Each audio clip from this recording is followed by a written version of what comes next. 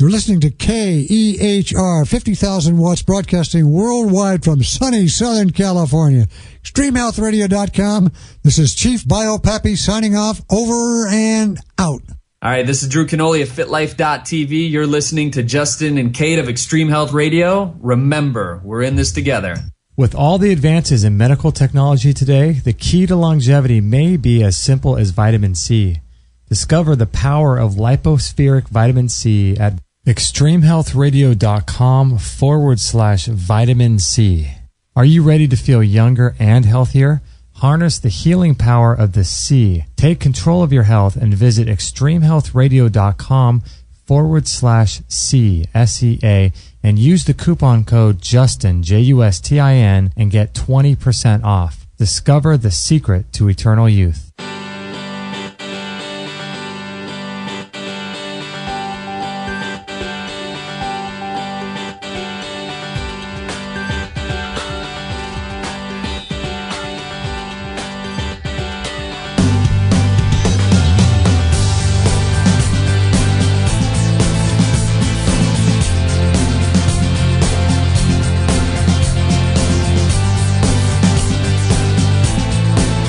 So you know someone said on our Facebook account the other day?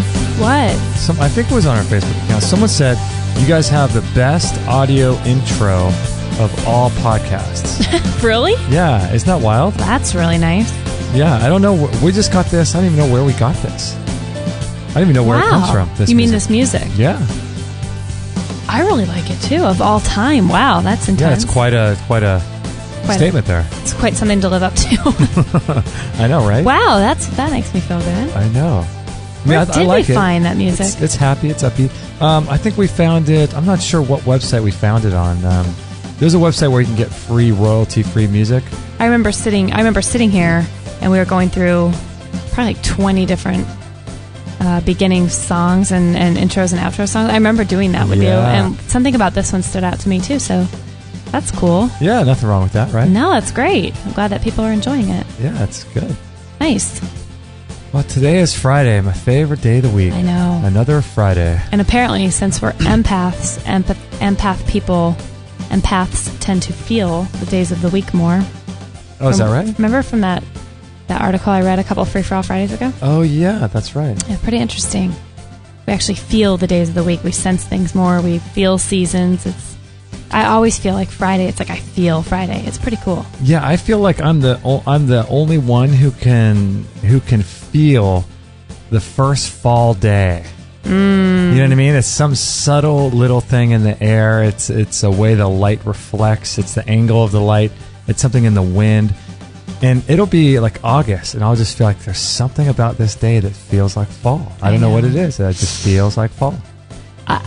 You get it a little bit more than I do, but the first time I tend to feel it is the very beginning of August, which is so strange because that's still a full-on summer month, you know? But something about, I don't know why, just some feel. I know, I feel it. Who knew? It's because we're empaths. I know, right? Maybe. So apparently we're sounding very distorted this morning to the live listeners. Oh, we're sounding very distorted. Yikes. Can we try to press a button over there? Yeah, let me see here. Let me see if we sound any distorted. Hopefully we don't sound distorted anymore. Do we still sound distorted? Maybe, maybe not. Let's see. Let's find out. Because I'm thinking maybe it's the background music that we have going at the beginning of the show that I just turned off. So maybe now we don't sound as distorted. That people like so much that apparently is distorting. Yeah, it comes through okay on the podcast version, but on the live show, sometimes it causes issues. Someone says it's like a Skype call gone bad, still distorted. Really? Still distorted? Oh, no. You know what? Let's see. With our live feed, I wonder if there's any way. You know what? Let's just turn off the live feed and come back on. Okay. And see what happens. We need to try this stuff out because if we don't, we'll never know. I know, right? Okay, let's just turn this off and we'll be right back. Bye, guys. Okay, we're still recording for the podcast. Oh, are we? Okay. Yeah, the recorder's still going on. So we'll go live back on. Sound check. Sound check, 1, 2, 3. Let's see here. Okay, it says that we are back online and we are live. So hopefully people can hear us. But I don't know whether or not we're being distorted or not here. Let's see. Is this any better, everybody? I hope so. I hope. Oh, Kirsty Hawk says yes. Or no, she's responding to Ashley. Bummer. You got so excited. I got so excited. Yeah, I don't know. We can't hear you. Hear you. Is that true, or now are they messing with us? No, I think they can. Now Ashley's making fun of us. I don't know. Sorry for everyone in the non-live show. You know what's interesting about this is that They can hear us now. They can hear us now? Yes. Okay, all of our audio levels are the same as they were last show that we did with, who was our last show? Adam Bergstrom? Yep, yesterday. Yeah, so hopefully we sound okay. We don't sound like chipmunks or something like that. But it's still fuzzy. We can hear you guys. It sounds like the mics are right up to your mouth. Let's see here. So that's only something that occurs apparently when it's live, right? And not for the podcast version? What's that? Is this something that only happens live, not for the podcast version? Yeah, for the podcast version, we're okay. Interesting. Testing. 1, 2, 3. Testing. Okay, so maybe that's a little bit... Okay, Ashley says podcasts sound perfect. It's very clear on the recording. That sounds better. Okay, cool. Okay. All right. We'll go with that. Wow, what do sound engineers make? We should go back to school. Yeah, that should be my salary of sound engineer. Seriously. You've had to learn quite the buttons to push over there. Oh, that's so funny. Yeah. Okay. Well, here we are, Friday afternoon. What's the date today? Friday morning. Or Friday morning. Good night. This Today is August 29th, 2014. August 29th, 2014. This is episode 308. And you wanted to mention something. Well, I was going to say I walked Maggie this morning. Uh-huh. I took her on a little walk, and she's, I don't know about you guys that have dogs, but you know how dogs have their own weird idiosyncrasies and things like that. Maggie happens to be afraid of her leash. I don't know if I've mentioned this to you guys before, but she has one of those retractable leashes that, you know, comes coiled up in the little handle, and sometimes if you misjudge it, it will like smack her, or if she moves around, it'll kind of like coil up and smack her in the butt. So it got her this morning, and she screamed. I don't know if you heard that outside, Jay. Did you hear that? I did. She yelped. Yeah, she screamed. She really screamed. Like the thing just got caught, and it hit her like barely, and she screamed. So I grab her, and usually when she has things that scare her like that, she's a typical dog. I don't know if you guys, again, your dogs do this, but Maggie, every time after like a fearful or a fight or flight kind of incident, she shakes it off. So we always make fun of her, and we're like, just shake it off, Maggie, shake it off, you know? So she literally will shake off her body and then be fine. Yeah. So today I thought, you know what, that is so interesting. So I took her down the stairs and I said, shake it off. And she shook off all the stress. And I thought, it reminded me so much of what Adam Bergstrom was talking about with humans, like how we do that on yesterday's show. How oh, right. When we have negative energy or something that stresses us out, Mm-hmm. to go into the bathroom or the shower or the kitchen, whatever, put cold water in your hands and just literally shake them off. Yeah. And it also reminded me of Bill Henke with the pranic healing, because I thought, you know what if that's what dogs are doing? They're not just shaking. I mean, they shake when they get dry, but when she shakes to like shake off stress. It's very, very apparent. Weird. It's really apparent with her. Yeah, it's really, really apparent. She'll, I mean, probably most dogs do this too. I mean, they'll if they're in an attack with another dog, or they're fighting or barking or something like that, they'll stand there and they'll just shake it all off, and then they'll continue on as if everything is okay. And I think that's probably what they're doing. I think so, don't you? Yeah. I do. Yeah, really interesting, huh? Yeah. Yeah, Hayden says, put your neutralization ring on for negative energy. That's right. That's so true. Yeah. We use that thing for everything. I know, right? We sleep with it under our bed. It's great. Yeah, we're nuts. We are nuts. I love it. But yeah. Isn't that funny that that's just a natural occurrence? I mean, I don't know if everyone's pet does that, or dog especially, but it's just something that was, you know, in her, it's just downloaded to her that that's what you do. Yeah. But as humans, I mean, I wonder if we had been not brought up, like if we'd been brought up different to deal with stress different. Right. I wonder if like we were on an island, we always bring up this example. If you were on an island, would you know a lot of things just naturally? Like if you got stressed out by something, like you're being chased by something, you know, big wild animal on the island, mm-hmm. would you just shake it off like naturally? Would you just know how to do that? But it's because we don't live in nature and that sort of situation anymore, where we don't have those natural inclinations. Wow. Yeah, you know, I would suspect that everything in our culture and in our life is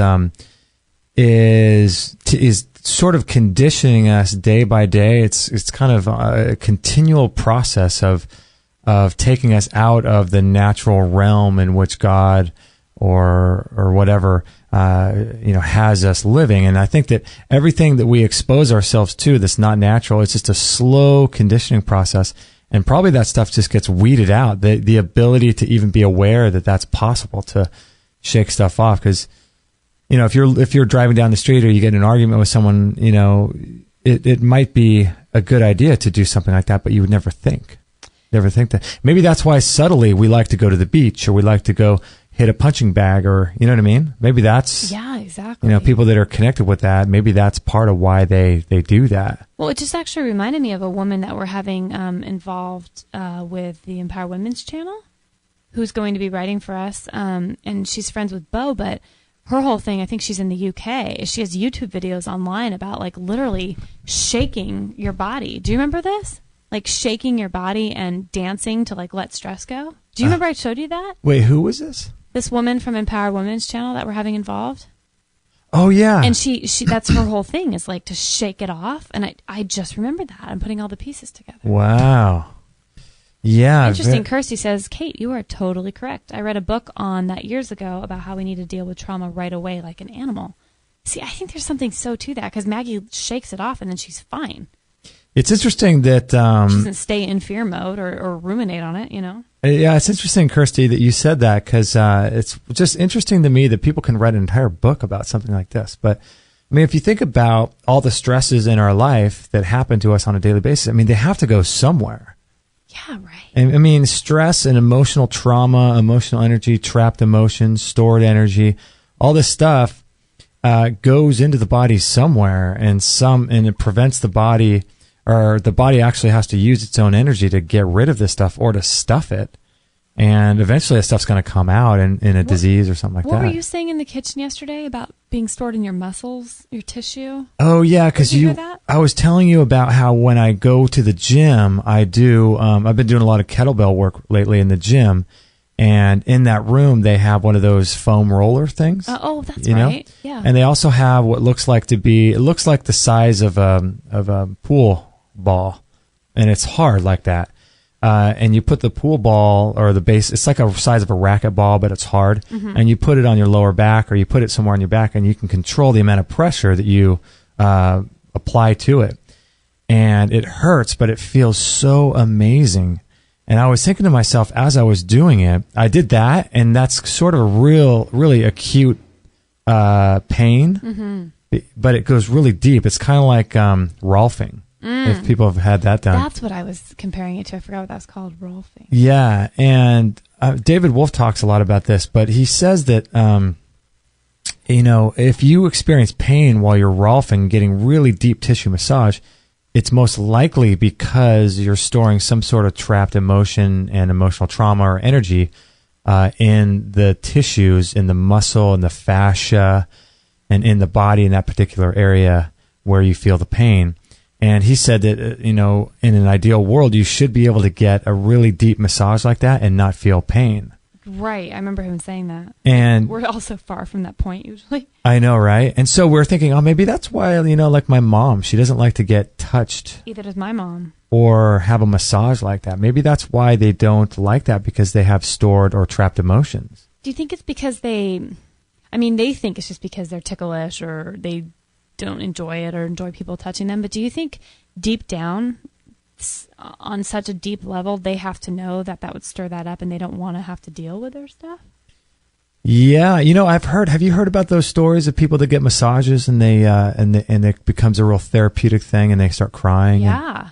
If they're in a deep yoga pose and they're really stretching a part of their body where a trapped emotion could be stored or something, they start having an emotional reaction to it. Yes, I have heard that big time.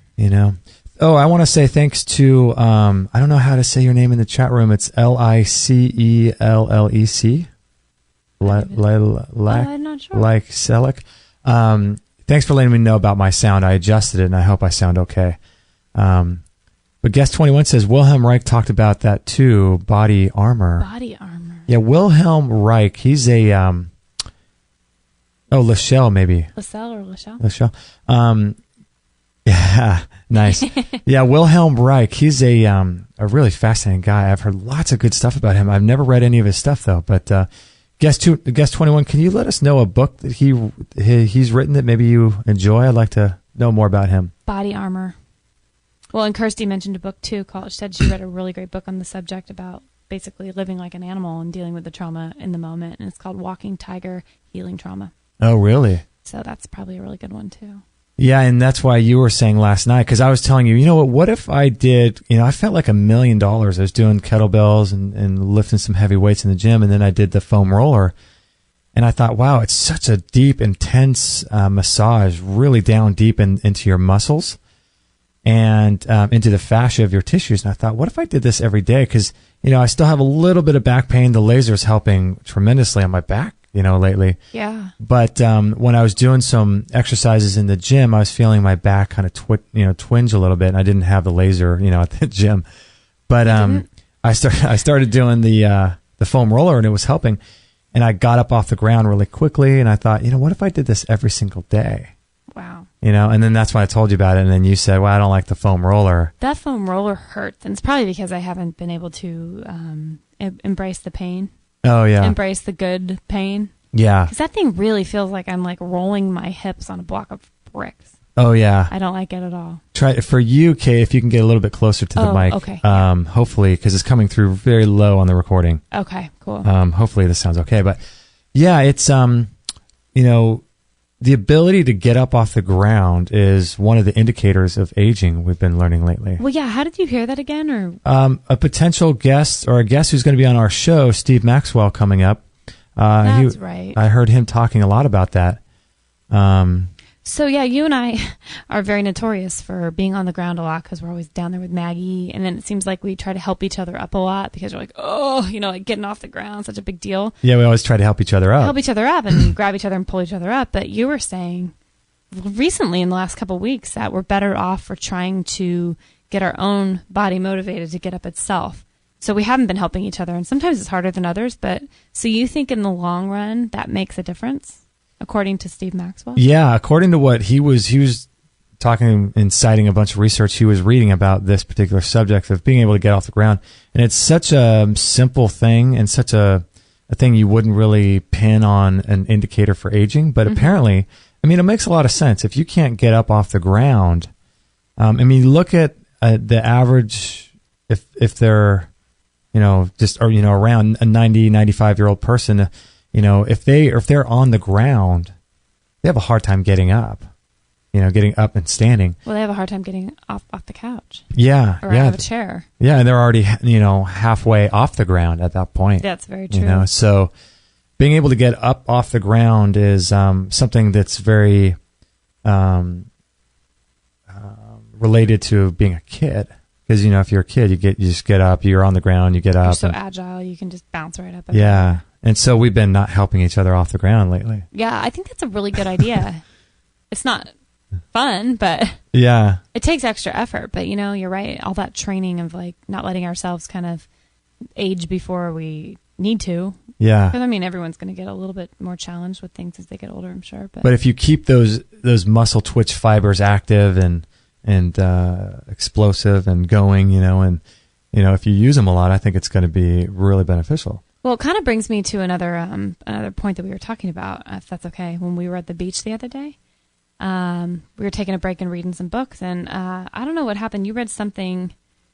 I don't know. You read something in what's that book you're reading by Stuart Wilde? You love it, Infinite Self. Oh, Infinite Self, yeah. And I don't know why it reminded me of this, but we were starting to talk about parents and parenting and how kids are downloading everything from the people around them in their lives. Mm-hmm. And it was really weird because my little niece, Molly, she's 2, and my dad was recently making her this really cute little book called the Molly Book, and he went to like painstaking points to draw and create this art and clip art and pictures and upload all this stuff and print this book for her, which was really, really, really sweet.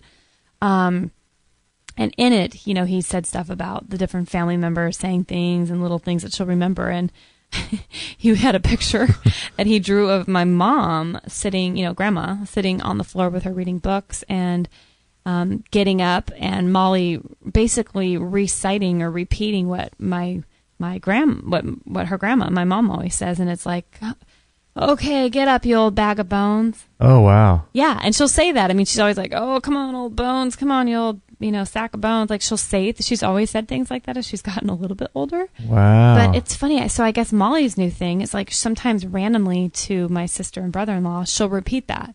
She'll get up off the ground and be like, come on, old bag of bones, and she's two. Really? Oh, my gosh. So it's just so funny what you're downloading from a young age. And then that spurred on a whole conversation about, like, you and I talking about how we're really wired and how is it possible to actually raise a child neutral? Probably not. Yeah, because wasn't Osho, what was that book you were reading by? Oh, Freedom. Oh, Freedom, the Courage to Be Yourself. The Courage to Be Yourself. Yeah, is it possible to raise a child completely neutral? I don't think it's possible.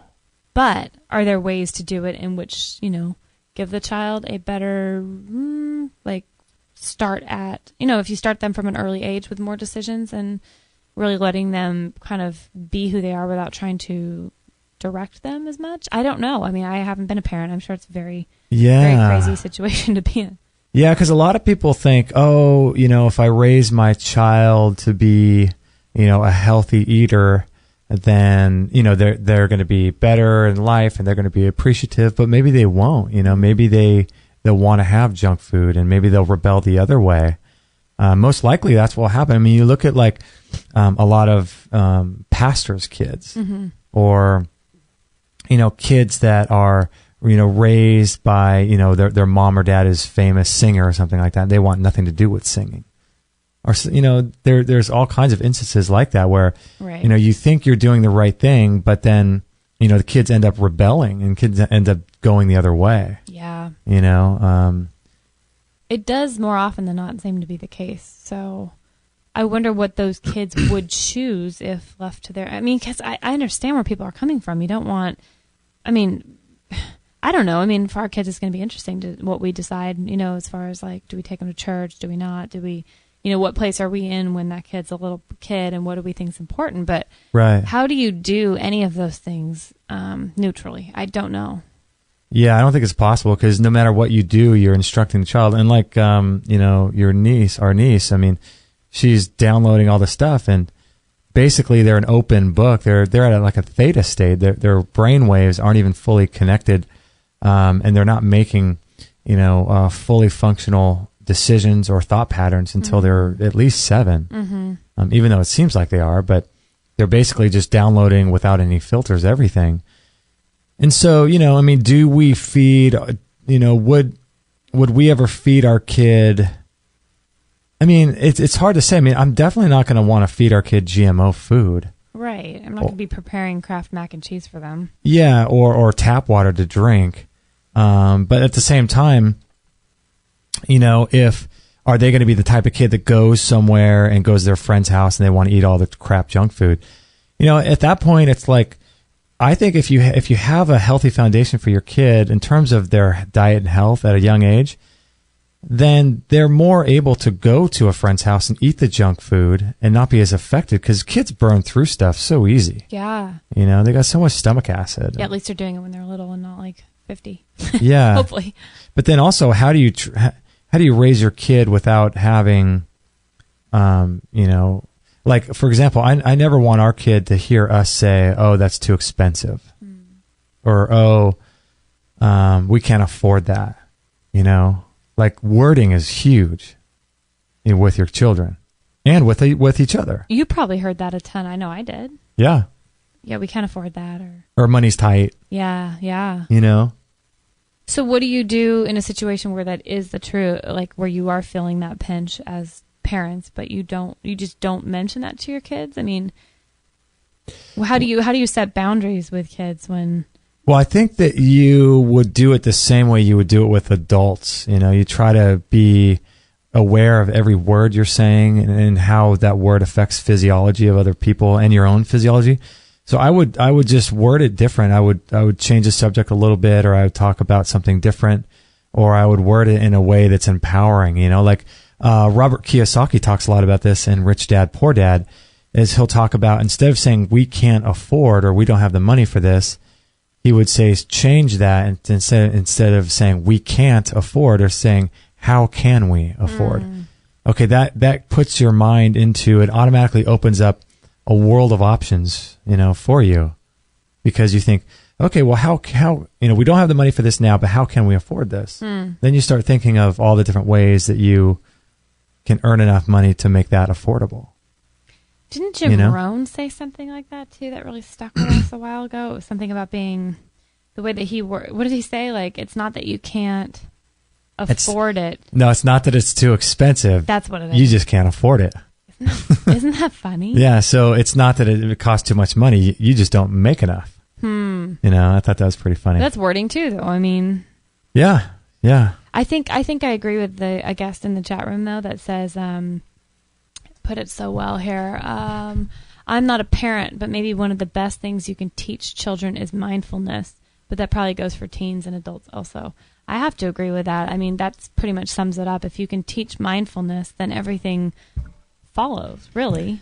Teach mindfulness to your child, like teach them how to be aware, I guess. And how everything is affected by something else, whether it be your words affect something or your actions affect something, or you could choose to do harm to a bug or not. I mean, you just give them, I guess, the tools to understand what mindfulness is, and then let them go about making their choices, hopefully from that state of mind. What do you do with a kid who doesn't have any awareness? Like, for us, waking up and having an awareness of everything we think, everything we do, how it affects the planet, how it affects our vibration, how it affects our energy, how it affects other people, the self-deprecating language patterns, the NLP, and being aware and mindful of all this stuff has been a journey.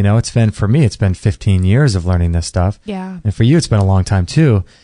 What do you do with a kid who just completely doesn't see their role in anything, or they use self-deprecating language? I guess you would just correct them and teach them how to use language. It's empowering, I guess. Well, I love how Anne Louise in the chat room just summed it up. She gave a great story about her children, and at the end she said, it is about teaching your child choices as well as teaching them why we are making the choices we're making. Why? Because Dad said so. Mom said so. See, now what kind of answer is that? You can't go there. Mom said so. Why? Because I said. Because I said so. Right? Gosh, you're right. Funny? It's because we're just repeating the same crap that we learned from our parents that made no sense, and we have no reasons for it. We never really thought behind why the heck they were saying those things. But because we haven't done the work ourselves and actually thought through things, we just repeat the same stuff that our parents said to us. Wow, that's so true. You know what I mean? Yes. It's because we never really thought about whether or not why a kid. So when our kid asks us, "Oh, why can't we do this?" and I we say, "Oh, because I said so." It's that same. It's just we're our parents then, I feel like there was probably a small percentage of kids who didn't buy into that at a young age. And I don't know if that's because they were more evolved or more aware or more conscious. Like, you mean kids that rebelled or whatever? Well, no, there had to have been kids that when their parents said to them, because I said so, that they were like, well, what does that matter? Like, so you say it? Like, I have a friend, unfortunately, her kid's a handful. And I think I've probably said this story before, but it's kind of disturbing because when she punished him at like 2 and 3, he would just laugh at her. Like, he just laughed and thought it was so funny because he knew that she wouldn't hurt him. Like, way deep down, I think he knew that she wasn't going to kill him or wipe him off the face of the earth. So he had no fear of her. Wow. And it was maddening because the kid, like, she'd be like, well, wait till your dad gets home, and her husband's a big, scary guy, and he probably set him a little bit more straight. But the kid is just like, he had no fear. And I could see a kid like him being like, well, why? Just because you say so? That doesn't make any sense. Which on a level is cool that some kids are questioning things. But at the same time, it makes you as a parent feel like you don't have any kind of power, which must be really a scary feeling too. Yeah, that's why you really have to lay that foundation of execution on your word as a parent. I mean, we're talking as people who aren't even parents, so we don't really have any experience. Right, I know nothing. But the execution on your word is really important. And Hayden brings up a good book that I've heard about for years. I need to read this book. I must have known about this book for 10 years. Power versus Force. Who wrote that? I forget who wrote that book. I'll look it up.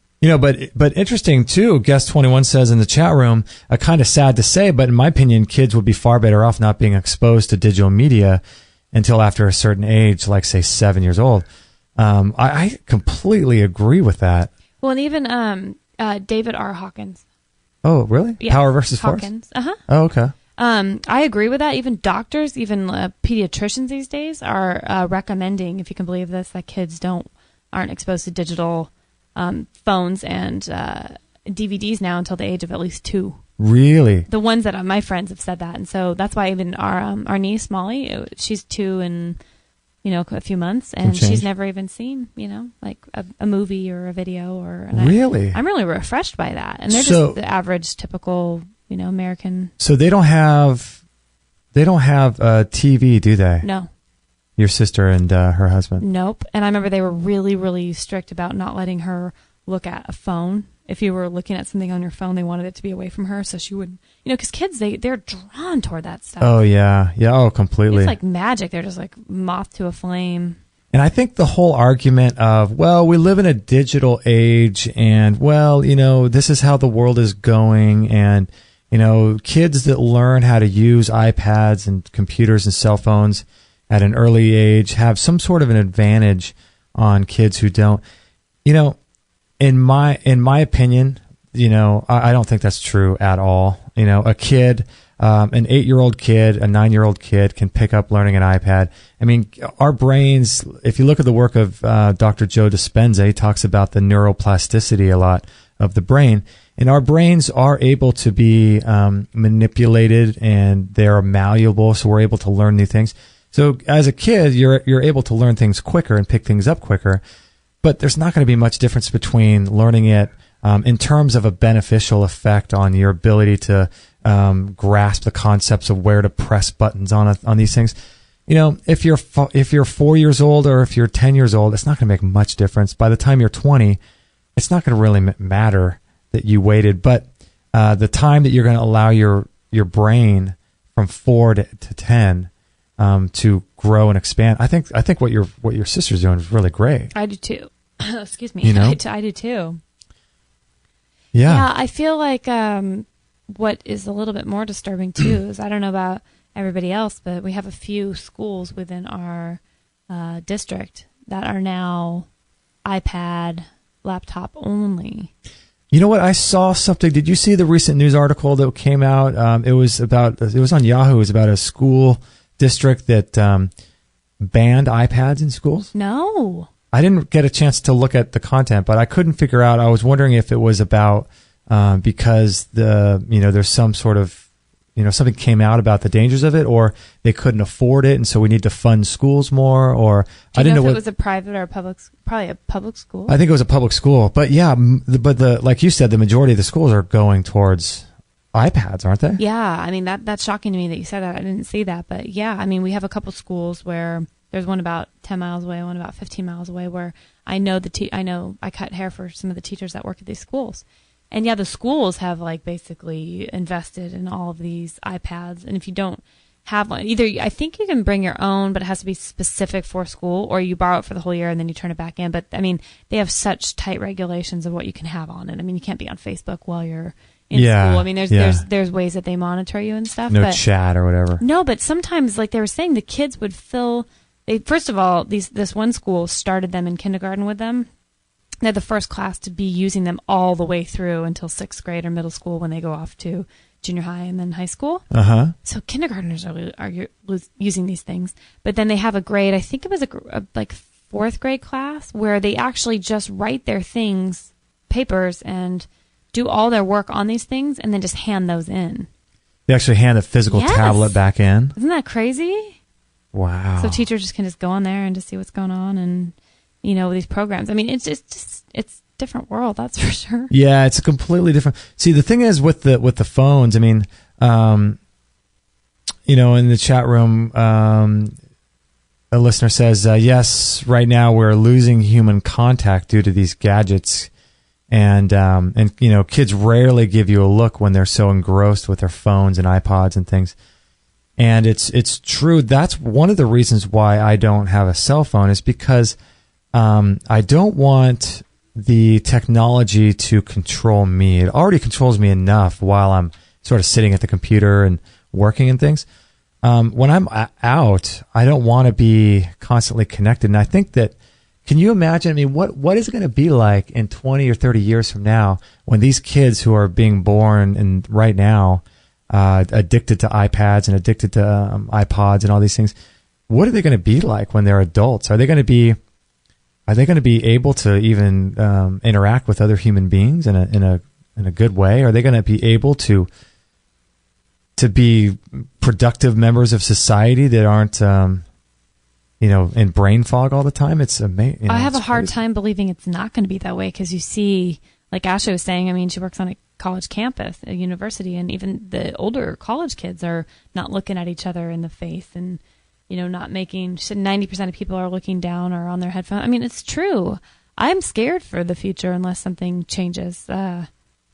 It is true. Like, we are going to be a bunch of walking zombies around that just are in our own little personal bubble, and we're just. I think it's going to separate people that are consciously trying to reconnect with the earth with the people who are just like going with the flow, and the mass amounts of people who are just going to. Yeah. I'm just really, really concerned about that. Is your sister and her husband going to give the ability? Are they going to show iPads and TVs and things like that to Molly sometime? I guess sure. At some point. I mean, how old is Molly? 2, 3? She's like 2.5. 2.5. Yeah. Well, that's really cool. I mean, there's not a lot of people that have the conscious awareness of what these things are doing, because not only with that, but the what is it? The display rate, they call it. That constant flicker. You know how, like, if you watch a TV show or a movie or something, maybe it's a reality show or something where the people on the TV are watching TV themselves. Mm-hmm, yeah. And you look at the screen and it looks like it's got that weird line that comes down from the top to the bottom, and it kind of flickers. Well, that flickered display rate, it puts you in some sort of hypnotic trance, which makes it easier for subliminal messages to get through. Like, so this is obviously purposeful. It's not like. Well, there's a really good. There's a really good book. There's so many books I know about, but I just haven't read. One of them is called, what is it called? It's by Jerry Mander. It's called The 4 Arguments for the Elimination of Television. Whoa. That would be a good book. I've been wanting to read that. Jerry Mander? Jerry Mander. And you can get it Not from... Jerry Mathers. And the Beaver. Oh my gosh, Jerry Mathers. I'm surprised we know that, our generation. That shows that we spent too much time in front of the TV, too. We shouldn't even know who he is. He was like 30 years before our time. Hugh Beaumont and Tony Dow. No, but yeah, I mean, 4 Arguments for the Elimination of Television sounds like a really interesting book. And that was written, I think, probably 20 years ago, where technology was not even anywhere near what it is today. And I don't know. I think it's a weird thing, because imagine having a child now and raising them in a way that your sister and her husband are raising them, right? And then if you do what we're going to do, we're going to take a little step further and probably raise them on the best food possible, and all this stuff. That's the plan. Yeah, that's the plan. But that is so against society. That's so against what everyone else is doing. It almost looks like a radical revolutionary act. Yeah, you're the rebel. Yeah, but we talk about this revolt. Yeah, it's like a revolt. Like, we talk about this all the time. People that we know, or people that know us, and they're getting in and out, and they don't want to get, or they're ordering fast food at like an In-N-Out place, like a McDonald's or something, and they think you're crazy for eating the diet you eat. But in reality, you're thinking, you know what? It's not that we're crazy. It's just that it's just the crazy idea of eating genetically modified chemicals has become the social norm. And so because that's the norm, I'm looked at as being crazy for wanting to eat an apple that's organic. Or going out of my way to not order peanut sauce when you're at a restaurant. Or drive 20 miles to a Whole Foods when we're on a road trip instead of going through a Taco Bell. I mean, yeah. People don't understand why we do what we do, and they think we're crazy. So imagine getting, raising a child in today's world, as the world becomes, the social norm gets more and more strange and crazy, and the social norm becomes normal to give your kids 60 shots in a clip for vaccinations and the flu shot, and it becomes normal to give your kid all these genetically modified foods and tap water and let them watch Real World on their iPad at 2 years old. When that becomes normal, you and I are going to look more and more abnormal. You and I are going to look more and more extreme, which is not really extreme at all. No, but something's got to stop. Like, stand up. Somebody needs to stand. I don't know why parents don't care more. I think it's because they're so fluoridated. And now I think the scary part is the parents now, they were the beginning of that generation that kind of switched over. So they don't really even notice anymore that things have gotten out of control. You mean the parents now? So people like in their 35, 40s kind of thing? I think so, yeah. So they're the first generation that came out of, or got the first technology? That is getting really affected by stuff in a negative way. Because my dad grew up ever since I was a little baby, he was a computer programmer, since he was 30. Uh-huh. And that was, computers weren't that, they were around, but there was no internet, there was no any of that. So he wasn't really affected by technology. He went and programmed things for the aerospace industry, but he would leave it at work and come home. But it didn't affect his everyday life like it does now. So I feel like our generation of people, like between the probably 30 and 45 having kids, I think that we're deadened unless we were consciously making efforts to wake up. We don't even understand. Like, when you just said all that about what a kid, they're drinking tap water, watching Real World on the iPad while they're, doing 20 other things, while they're shooting video games, while their parents are arguing in the background. About money. About money that they don't have, while they're all in debt, while these kids are eating In-N-Out Burger and have 50 vaccinations. And you wonder, this is messed up. It's messed up, but the thing is that it's the social norm that wins out, because I don't understand. The old media is dying. People don't watch the news anymore. I just posted this thing on our Facebook site that says, it shows a news anchor and it says, "Welcome to the 6 o'clock news. Now here's what I want you to believe." It's like this funny thing. And I said, people, no one watches this news anymore, but somehow media, I think our generation, the 35, 40-year-old or less, this is the last generation I think that there's going to be there will have been any influence of traditional old-style media on our culture. People that are 20 years old now, 25, even 30, old media is dying. But the thing is like, I don't understand how with the eventual death of old media, why is it that they've still got a grasp on controlling the masses through telling people what the social norm is? Because the social norm, as old media is dying, it seems like the social norm should become more spread out and there should be differing ideas about what's normal. But as old media is dying, the social norms are getting more and more extreme in the weird sense with GMOs and vaccinations. And you would think it would be the opposite, people waking up. But I just don't understand, with our generation. I think that in future generations, people perhaps will be more awake and stuff, but I think we're looked at as being crazy. Do you think it's causing a great divide, though, which is the problem? It's dividing people into two groups now. Yeah. It's becoming, there's the conscious, awakening, aware people that are really wanting to change the world and see the world continue on, and then there's the people on the other end, and there's like a river between the two. I'm feeling like you're not going to be able to get everybody on a lifeboat and bring them over to your side, but you hope that you would. But I think the vast majority is always going to be on the other side, It's very sad.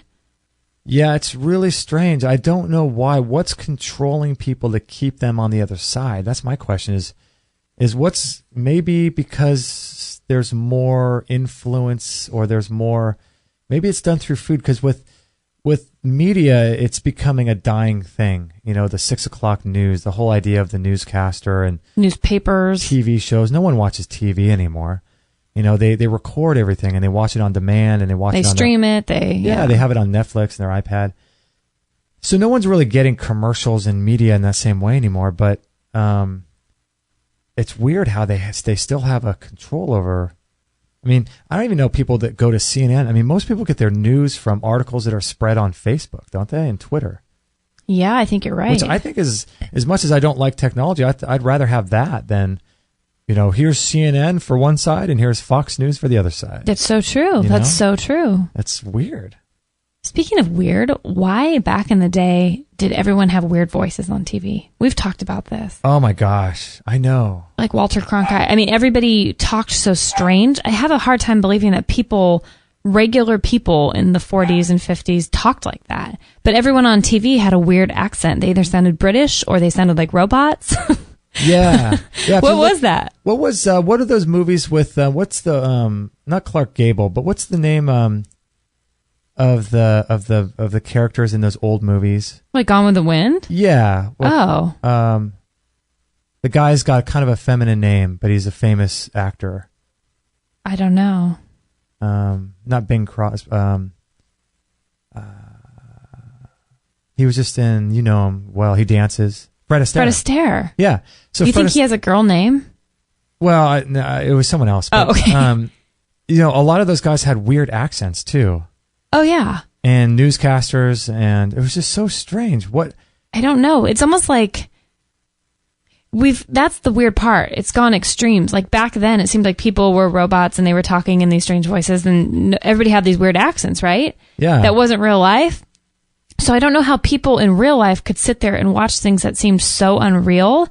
I get now why nowadays people want to go to a movie because things are like beyond real. Yeah. It's like within a 50-year span, you had the weirdest like transition and talk about the most complete opposites. Oh you mean gosh. I Love Lucy to Fast and the Furious? I mean, you're not going to get any more unreal versus real.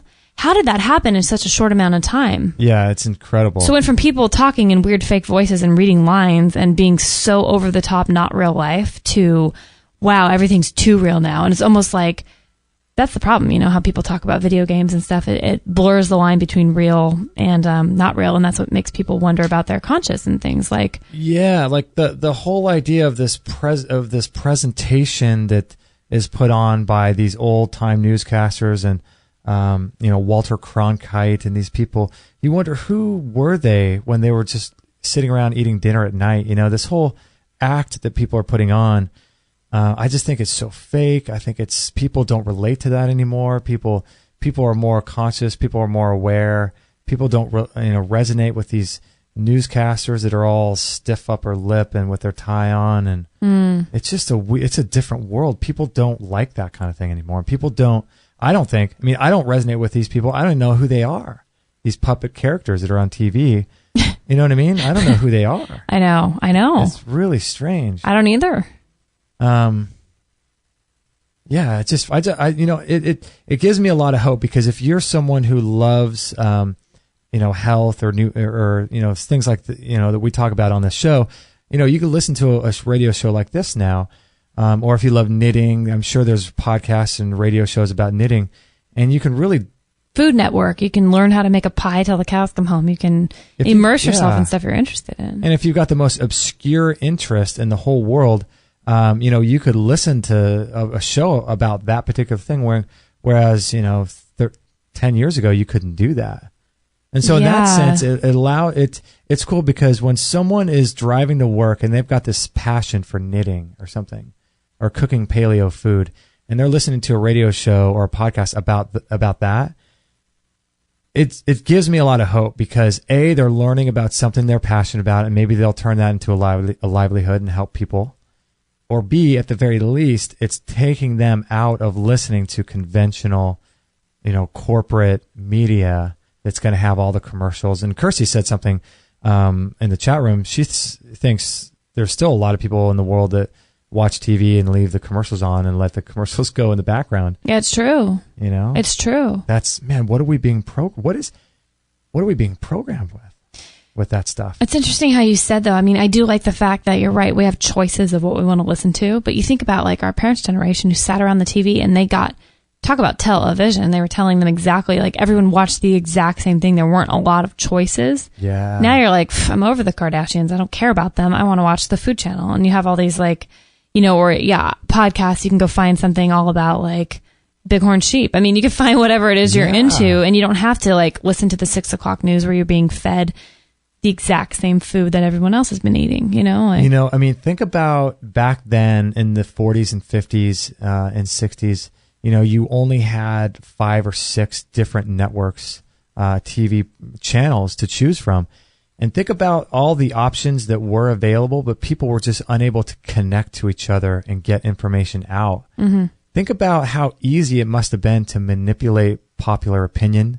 Yeah. And induce social control on people when you had 4 or 5 different media outlets that owned all media, whether it's newspapers or TV show or a news, nightly news and radio.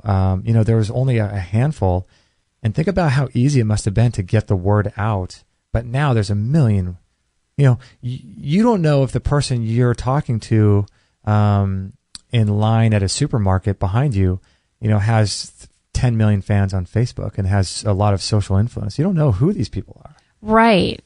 No, you're right. But back in the day, I mean, if you were a big newspaper tycoon, people probably knew who you were. Your Randolph Hearst. Was it William Randolph Hearst or one of those guys? Like, yeah, you're right. But now anybody can be basically a rock star or a movie star without having to.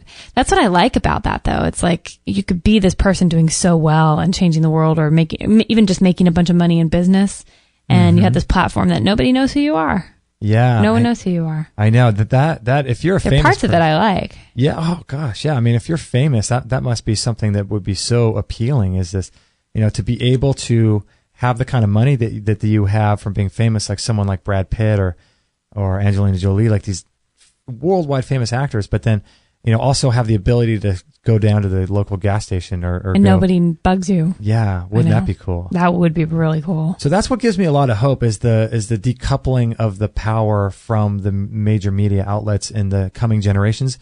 But I just wish that people would figure out a way to, instead of saying yes to every new technological invention that comes out, they would have the conscious awareness to say, is this something that serves me? Is this new technology something that I could potentially see myself becoming addicted to? Or is this new piece of technology something that I could use to help others? And how can I let it serve my life and be something that's beneficial to me, but also, and look at all the different ways in which you could integrate it into your life, but not have it be and control your life. And so many times people just say, yes, oh, new iPhone that's coming out. Oh, new iPhone's got Siri on it or whatever that lady's voice is. Or new iPhone has fingerprint technology on it. And without ever even thinking, like, what are they using this for? Is this being stored anywhere? With a geotagging on the pictures. Disturbing. Yeah, people can find out where any picture that you've taken on your iPhone can be geotagged, and people can find that. Unless you know how, that's the frightening thing, though. It's like, unless you know, it's like your new technology is coming pre-programmed for this stuff. So it's like you have to be aware of the fight, because you kind of do have to fight to make your Facebook profile private or untag the geotagging. I mean, there's things that, our 87-year-old neighbor across the street, he'd have no idea, that all his stuff could be out there exposed. I mean, I don't know half of when I buy a phone. I just think it's a phone and nothing's wrong with it, I mean, except for the, health ramifications of it. But I have to say, though, I was super excited this week. I dropped my cell phone plan to the lowest rate. Oh, you did? Yeah, because I'm done. Like, at the end of the year, I'm done with that thing. Like, I'm just going to use it rarely for friends and family, and I'm not going to keep it on much. I'm really backing away from it. I don't enjoy it, and if this is something I really believe in, I don't like being controlled, manipulated by it, and I feel like I've done a good job to protect myself, but it still has that effect on me, and I don't like it. I'm not doing it anymore.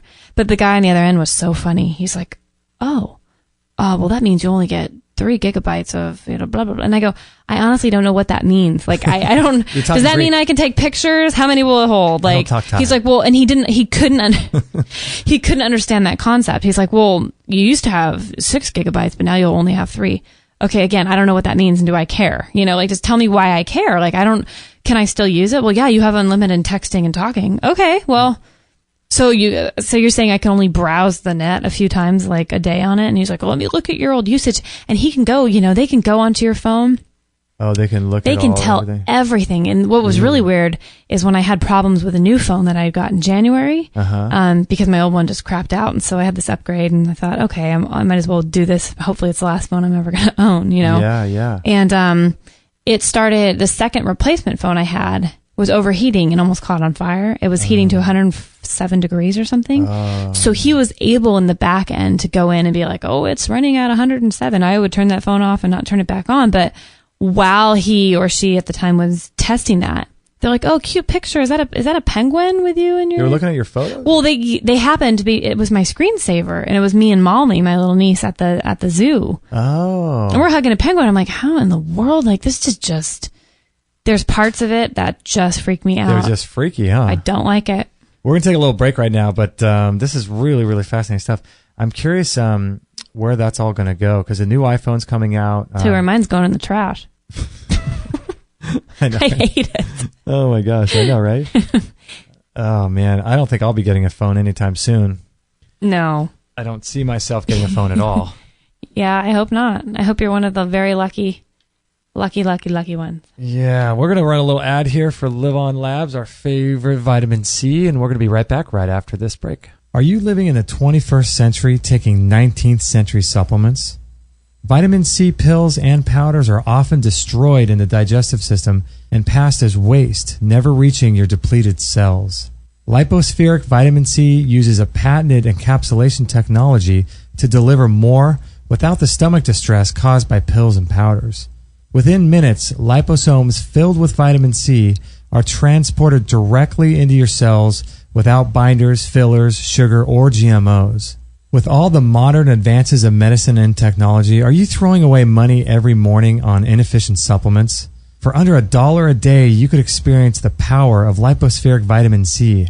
For a real eye-opener, visit extremehealthradio.com/vitamin C.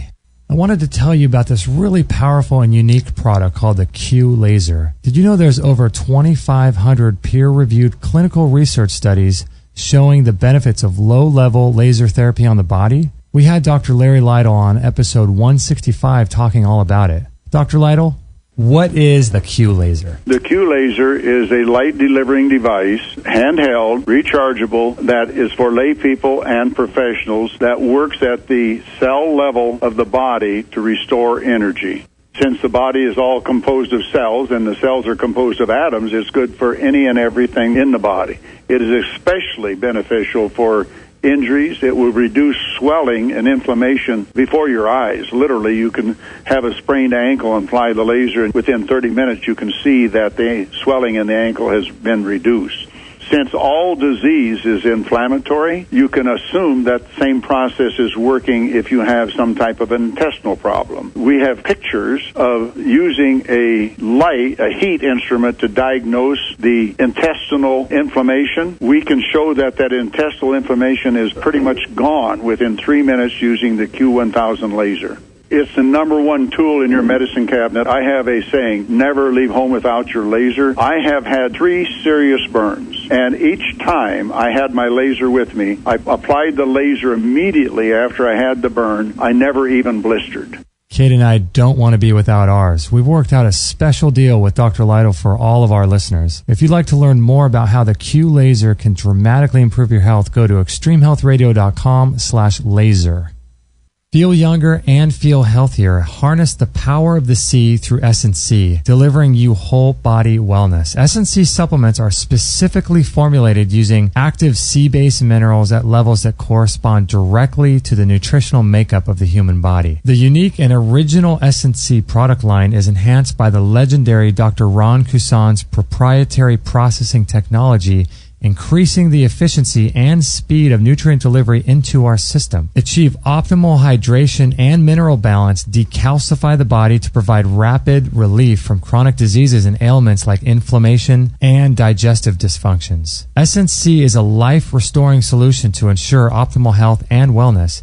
Visit extremehealthradio.com/C, SEA today and discover the secret to eternal youth. If you enter the coupon code JUSTIN, JUSTIN, you'll get a 20% discount on all orders for a limited time. So why wait to be well? Go to extremehealthradio.com/C.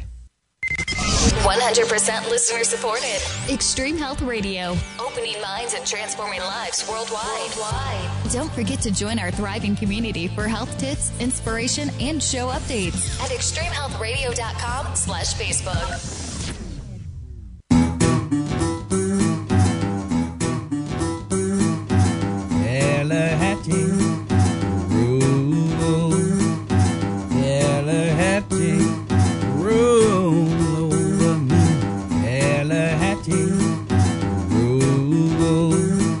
I have to say, Lordy.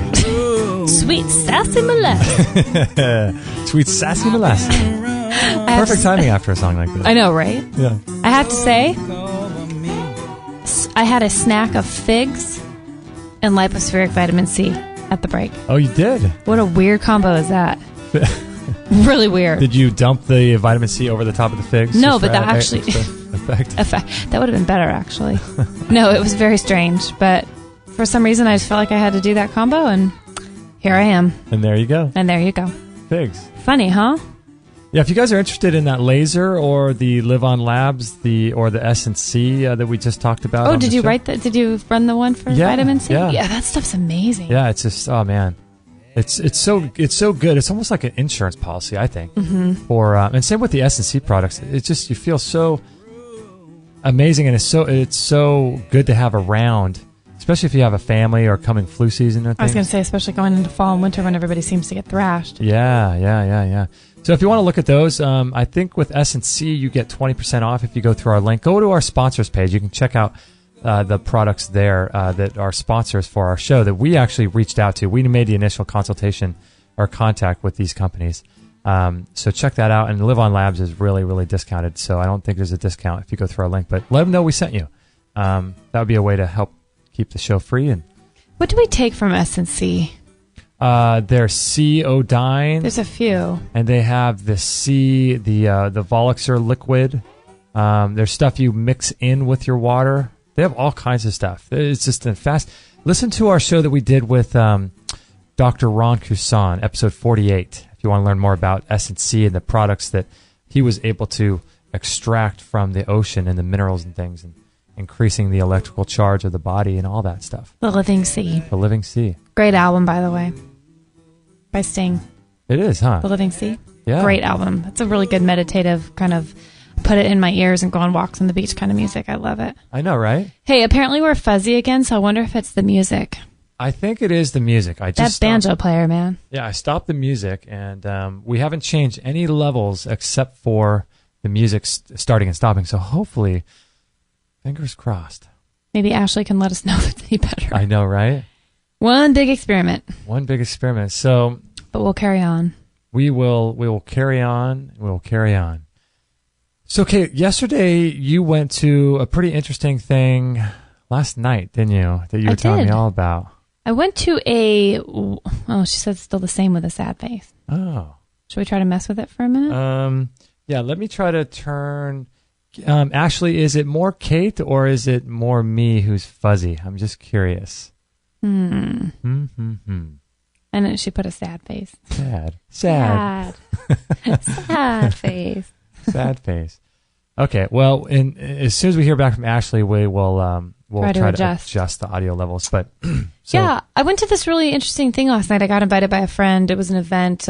This really awesome yoga teacher in our area does these events at her house, and she had one on cancer prevention and treatment with a certain type of water. So we didn't know what to expect, but we knew it was going to end with a half hour of meditation and like some singing bowls and things like that out in the yard with some tiki torches, and it just sounded really cool. So I showed up, and we weren't sure, but it ended up being a representative from the Kangen water.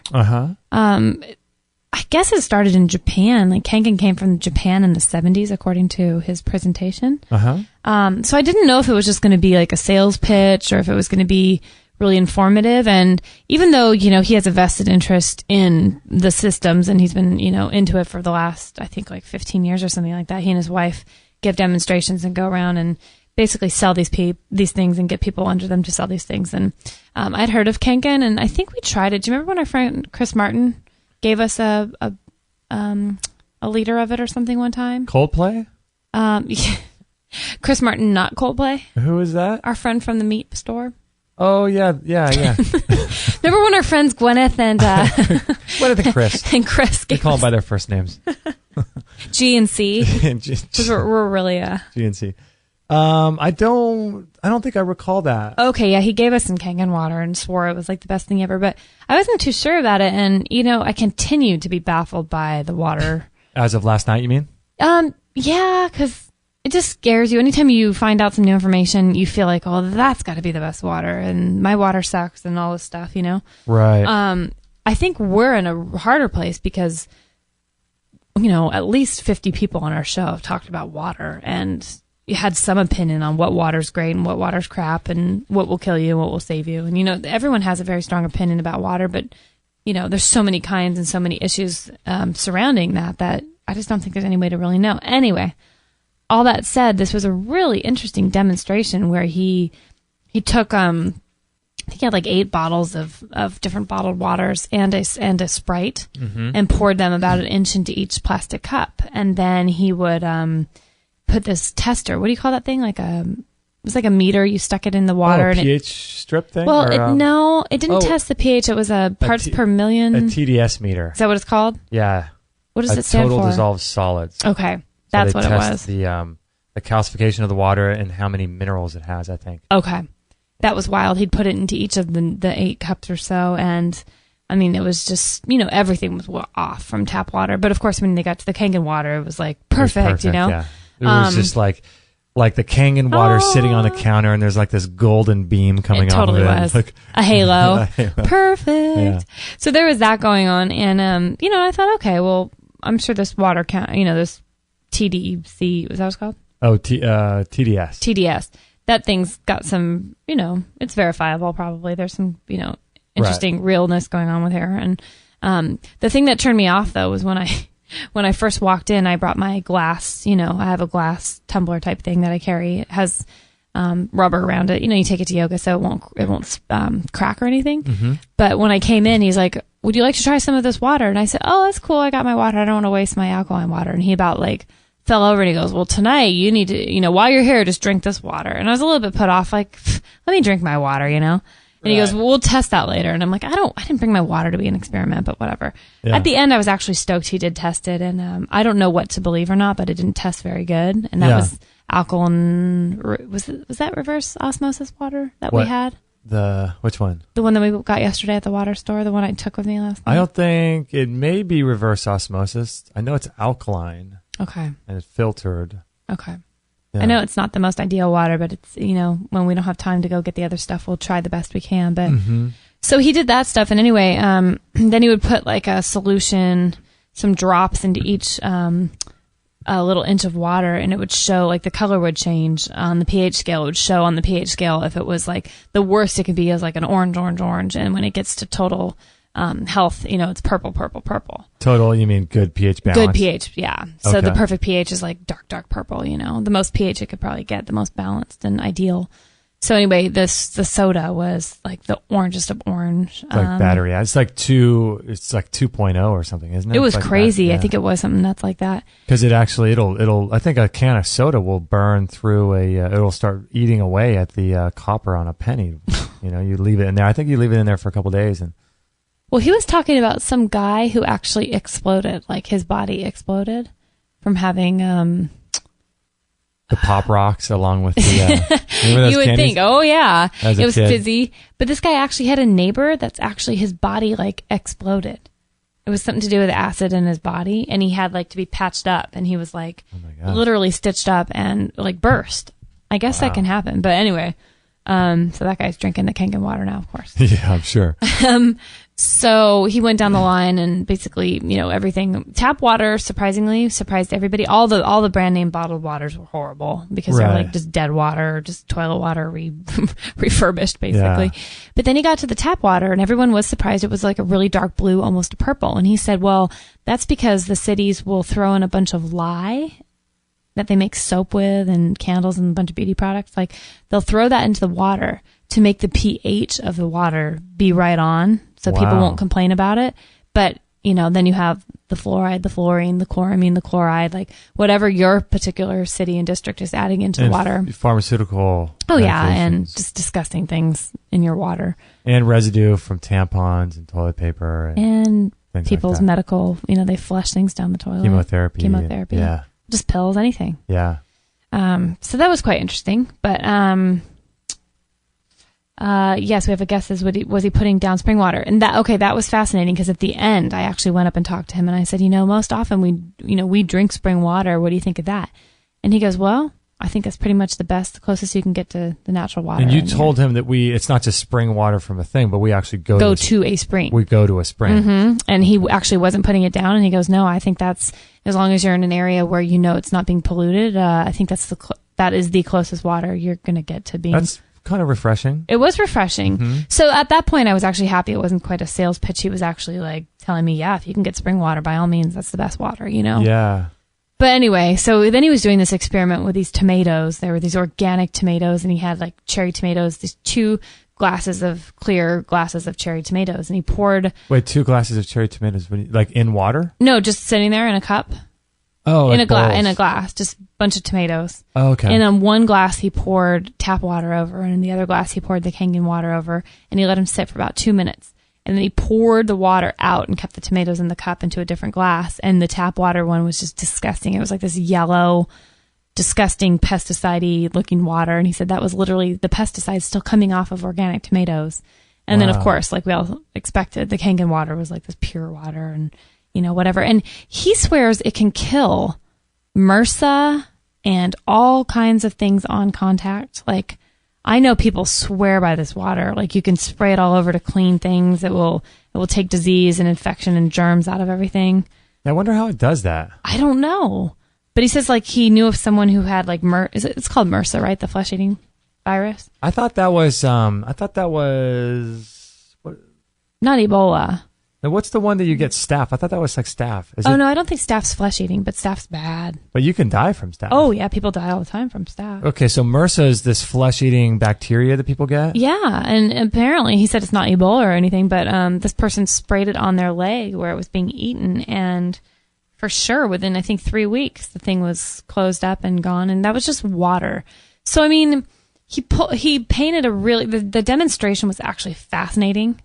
It was awesome, and I would like to see it again. And the way he was very knowledgeable. He was like some kind of molecular water I don't know what he was, but he knew his stuff, and he's been in this industry for a long time. And he was more than just a Kangen water representative. I think he said he used to edit health information for health magazines and journals and things like that. So he knew a lot about health. And it made me want to run out, of course, and buy a system because I'm like, he tested my water from the alkaline, water store up the street. Uh-huh. And of course he was like, this is, not ideal. It's really high up there with, the bottled water almost. Yeah. Water is the most fascinatingly, incredible subject ever because I don't think there's a person on earth that really, really knows, everything there is to know about water. I mean, a lot of people have different sides of it. Daniel Vitalis has been on our show talking about water. Dr. David Kennedy was talking about how they're putting fluoride now in the water in San Diego.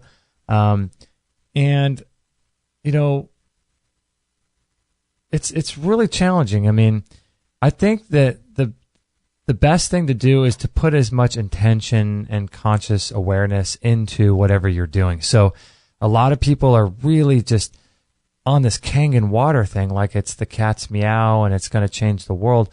But I don't know. What are the long-term ramifications of drinking strictly alkaline water for 20 years? What is that going to do? Didn't you have a friend that... My friend's mom was switched over because she had, been educated, or whatever you want to call it, about the alkaline water thing. Mm-hmm. Cold turkey, just alkaline water till the cows come home. And within a year was in the hospital with major kidney stones and calcification issues going on. And she thinks it's because of the alkaline water? She thinks it was because of the water. She had not had, she's 55, 56, never had once in her life had anything close to that. And she's always been into the health world. So for her mind just went to, wow, it had to be the water. Like nothing else have I changed. And to have this horrific, I mean, she was in there for a little while dealing with these gnarly stones. How old was she when that happened? Mid-50s. Yeah, I mean, but then you have the other person also that says they healed their cancer with it. I think it comes down to different times. Like, if you're pregnant, maybe you need different water when you're pregnant. Or if you're sick, maybe you need alkaline water when you're sick. Or if you're going to run a race, maybe you want to drink acid water. Or if you just kind of want to hydrate through the day and you're just going to work and drinking and maybe you're really, really stressed, certain projects going on at work, or you got some stress in your life on a personal level with relationships and things. Maybe you need alkaline. Maybe you need acid water during other times. It's and there's reverse osmosis, there's ionization, there's spring water, there's tap water that's been treated, and alkalinized and filtered. I would be willing to look at the Kangen if for some reason, what David Wolf says about water, he says we need acid water, not alkaline. And he says that drinking long-term alkaline water is going to be damaging to your health. I don't know if that's true or not, but that's why he says it's important to put like a lemon in your water. And I love lemons anyway. And lemons are incredibly... Because that creates the balance, right? That apparently it creates the acidity in the water, but then when it gets in your body, it becomes alkaline. But it's your body doing the alkalinization. It's this whole thing. I don't know what's true, but if I had a Kangen water, I would probably put a little bit of pinch of sea salt in there. I would try to ionize it if I could. I would get a Vitalizer Plus. We don't have one of these things, but those are the machines that you can get on Amazon or something where it'll spin the water for you and structure it. And I'd put a little bit of lemon and maybe, you know what I mean? Vitalizer, you vitalize it. Yeah, or we've had Natalie Thomas on from Chance and Water, who was on our show in the studio actually when talking about Chance and Water. I'm thoroughly confused with water. Well, I was asking him last night about like other competitors' water filtration systems, and he says he's taken apart so many other people's system, and I guess the thing that he claims stands out with Kangen is that there's like 9 plates of titanium covered with platinum that are in this thing. And it's like above and beyond apparently what every other, product out there has these plates. And there was a significance of the amount of plates and why they were covered in platinum and how they separated, wow. electrons or molecules or like, it was hydrogen. My mind was just like, I don't even know half of what he's talking about. I just want to drink some water here for people. That's not in plastic, I just want to be hydrated. Yeah. But it was pretty mind-blowing. Yeah. The scary thing was, though, I have to be honest, was he was talking about how, you might be eating organic. What I took away from it was, obviously, I'm more confused than ever about the water, and I'm just trying my best. And I think there's a whole, spiritual factor when you're thankful for the water, like the Emoto stuff, where, yeah, right. Whatever I think you believe is actually going to be the case about most things. Right. Your belief is stronger than the reality sometimes, the quote reality. But I think the thing that was shocking was the organic produce being grown. They're not spraying pesticides necessarily, but they're watering it with crap water. So it's uptaking all those minerals and you're still going to get, organic fluoride is not safe necessarily. And think about organic food is grown, even if you don't believe in the chemtrail theory that goes around, there are still pesticides in the air from cars, from machinery, from airplanes, exhaust fuel. This stuff falls on the food. And if you don't wash it, what do you do if you have an organic garden in your backyard, but you don't have water filters on? That's what we had to do. Yeah. So what do? You have an organic apple. You want to just eat it, but you realize there's stuff falling from the sky all the time and in microscopic particles and things. And so do you not wash it and take your chances and eat it? Or do you wash it in unfiltered tap water that's got all kinds of chemicals and chlorine in it? The great debate. The great debate. What you can do, though, is a lot of people are doing this now is they're using apple cider vinegar to soak their vegetables in their food. Like they'll mix it in a huge big tub of water, a certain amount of apple cider vinegar, and they'll just soak everything in there for 10 minutes. Smart. Yeah. Smart. And then just dry it off with a towel that hopefully hasn't been washed with the chemical detergents. That's the thing. Oh man, to really live clean, you have to go to like crazy It's insane. reaches. Yeah. I've been soaking our organics sometimes, like the lemons and oranges and citrus and stuff. I'll soak them in this like natural, I think it has grape extract, grape seed. Oh yeah. And some other coconut based, and you basically scrub your fruits and veggies with it, and then soak it in a bowl for a while, for like 10 minutes, and then rinse them off and dry them. And I mean, that's when I have time, to be honest. And you got to just put some intention in whatever you can do. Do what you can. You know. Yeah, I know. I forget how to say your name in the chat room. Licelle. She says MRS is a MRSA, a staph-resistant bacteria. And then Guest 21 says, I saw an ionizer demo where the person removed a great deal of pesticide residue just by soaking the tomatoes in the machine's water. And that's kind of like what you were saying, Kate. Well, I was saying, I mean, that's what he claimed it was doing, but the water itself looked pure when it was done. I think it killed it on contact kind of thing. And the water looked like it was fine. The water that was scary was the tap water was completely disgusting. And, you know, it soaked out, like it leached, like you could tell, like it probably didn't kill the pesticides. It just dirtied the water with them. Mm-hmm. So I think the point of that was him saying if you're running your organic produce under tap water, you're not really getting it off, you know. It might be coming off and leaching, but it's not like you're cleaning them. The other one is like it came out clean water. Like, oh, wow. So I don't know. It's pretty weird. That is wild. I would say for someone, I mean, I don't understand. I know enough to where I don't know. Between filtration and filtration processes, I would say try to get spring water if you can from the store.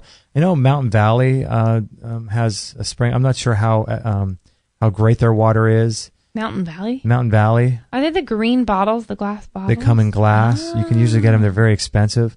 You can also get a company Daniel Vitalis works with. I don't know if he's affiliated with them or not. I think it's called Raw Water. And that's an option. But I would try to go to a spring if you can, and then if you can't, just get the best water filtration. Stay away from plastic. If you're drawn to the alkaline thing, do some of that. You know, it doesn't matter what kind of water you have. You can always structure it with a vitalizer too. That might be something to consider. We really need to get a vitalizer. Yeah. Did we have one for a while? No, we didn't. Yeah, I'd like to get one of those things. They're quite expensive, $500. Oh, are they? Yeah. Christmas list. I know, right? 3 years from now. Just kidding. I know, right? We're going to take a little break, but I want to come back and wrap up the show with how we were talking about the other day of how we move our bodies. Oh, yeah. Good call. Pretty interesting. I don't know. We had some interesting thoughts about how we actually ambulate. That's how I move mine. Do I look like an octopus? I love it. So we're going to be right back right after this break. Kate and I have had our sauna for about a year now, I'd say, when we first got it from Phil Wilson. And it's an incredible machine. We use ours about every single day. Kate sits in about 20 minutes, and I sit in there about for a half hour. Usually watch a documentary, and it's extremely relaxing. It's really, really an incredible machine. And if you go to extremehealthradio.com/sauna, you can learn all about it. We did an entire hour interview with Phil Wilson. You can check that out. You can look at the pictures of us with it. You can watch videos on that page. It helps you to sleep really, really well. You can lose a lot of weight with it. You can burn, I think, around 600 calories in about 20 minutes or so. It improves your skin, increases circulation all over the body, and circulation is critical for your health. You can prevent and reverse diseases with it if you have a cold or flu. It's incredible. It heats you down to the core. It heats 4 to 6 inches inside your body, so it's really incredible. And a lot of people use it for cancer as well. So if you have any kind of incurable, quote, disease, you can use it for that. And Dr. Shade is the foremost authority on detoxification. And listen to what he says about it. How do I detoxify from plastics? I mean, you guys are using a sauna. And what does a sauna do for us? A sauna is great. It's moving a number of different toxins. Remember, we talked about the mice that if you put PCBs in there, then that made the mercury all that much worse. And sweating moves out a lot of plastics, volatiles, fat-based toxins. It's really good at moving those out, sweating those out. So that's how you're getting those out, and those are contributing to this synergistic soup inside the body. And so that's why they're good, is they're taking out a bunch of the different things in the soup. And Daniel Vitalis, one of our favorite guests. What do you have to say about the sauna? When you go into the sauna, like a far infrared sauna like you discussed, your body goes into a deep relaxation mode, and your sympathetic nervous system shuts down and your parasympathetic nervous system turns on. And when that's active, that's the nervous system, part of your nervous system that's active when you meditate. That becomes active and your detoxification pathways open up wide. Why is this important? It's important because when you go running and you sweat, you're not necessarily eliminating very much toxicity from your body. But when you sweat in the sauna, you eliminate a lot of toxicity from your body. So sweating in a relaxed state is how we eliminate. The other thing is that what's wonderful about the sauna is that it puts you in a parasympathetic nervous system response, like as if you were meditating. So it's almost a hack. It's like a trick to get yourself into a meditative, relaxed state, to decompress stress, to reverse the effects of stress, and to get your body eliminating deep toxicity that's stored in your body fat because it can come out in the oils of your skin. So I think, sauna is one of the most crucial detoxification, really health practices that we could take on, especially in this era of heavy toxicity, particularly fat-soluble toxins. The sauna is really, really great. They offer payment plans because if you buy it through PayPal, it's 100% secure. You don't even need a PayPal account. I think you could do a payment plan through PayPal. It's got low EMF electromagnetic fields coming off of it. It's portable, so that means you don't have to knock down a wall in your house. You can just move it from room to room. It sets up in about 2 to 5 minutes. It's super easy to clean. All you got to do is wipe it down when you're done and wipe the neck down. And it produces energy and heat inside very, very evenly throughout the whole machine. All you have to do is sit in there for about 15 minutes a day. And the great thing I like about it too is it requires zero preheating. So you turn it on and you're starting to get warm and you're starting to detoxify with that far infrared light almost immediately. So it's really great. It comes with a 1-year warranty. It's about $990 plus $25 shipping. And that's really, really a good deal because if you look at most of the regular saunas out there, they are in the $2,000 to $4,000 range. So this is really, really a good deal. So check it out, extremehealthradio.com/sauna. All free shows, all the time on Extreme Health Radio. Opening minds and transforming lives worldwide. Join our community today. Sign up to our email list and instantly get our free gift to you, along with loads of inspirational content and cutting-edge tips to help change your life at extremehealthradio.com/subscribe.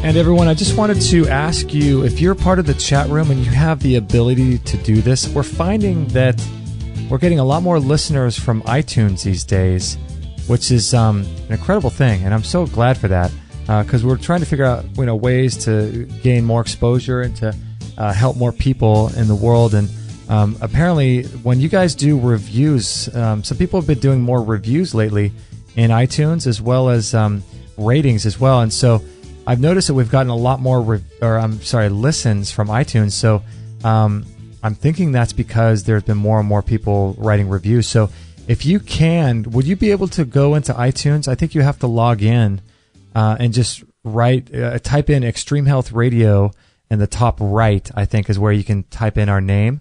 And then once you do that, you can find our podcast and then click, and then you can actually review and rate it.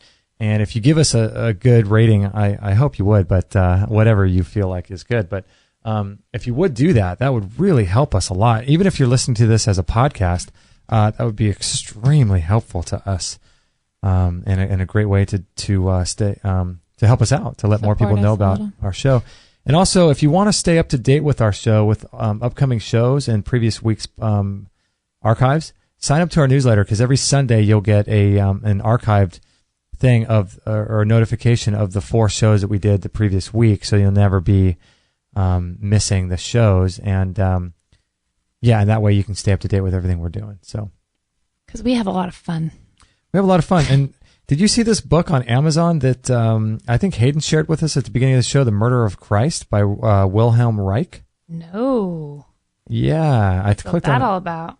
228 pages. Whoa. And the first reviewer says, I continue to be amazed and appreciative of the way that Reich, an atheistic German-Jewish scientist, could write about the Christ in such an unbiased and powerfully profound way. Interesting. What were we talking about? William Reich. No, but at the beginning of the show where Hayden decided to put a review about, or a link to this book. I believe because you said you didn't know what books he had written. Or what a book was, or you'd heard about him, but you didn't know, and I think he was telling you a little bit about him. Oh, okay. I think. Interesting. Interesting, right? Yeah. So at the break, I went and got BioClean out of the bottom of the sink. It's called BioClean, BioKleen produce wash that I use. It says removes chemical sprays, waxes, and soils, which is cool. And this is what's in it. This is pretty cool. Lime extracts, grapefruit seed, and pulp extracts. I don't know how to say this. Surfactants from coconut and or corn, cold-pressed orange oil, and filtered water. Huh. It's probably the most, besides apple cider vinegar, that's obviously the most natural one I've yet to come across. Because some of those veggie washes and sprays you got to be careful with because there's a bunch of crap added into them. Yeah, you got to be really careful with some of that stuff. Yeah. I shared a link on the chat room to it. I think that was the right one. BioClean. Yeah, so you can soak your fruits and vegetables in that thing. Yeah, and it works. Oh, I think we're getting some help in the chat room. Maybe the murder of, what was it called? The Murder of Christ was referring to the emotions stored in the body. Is that one of those books? Oh, Kirsty shares a PDF. The Murder of Christ. Oh, wow. Is this the whole book? Wow, look at this. Is it really? Yeah.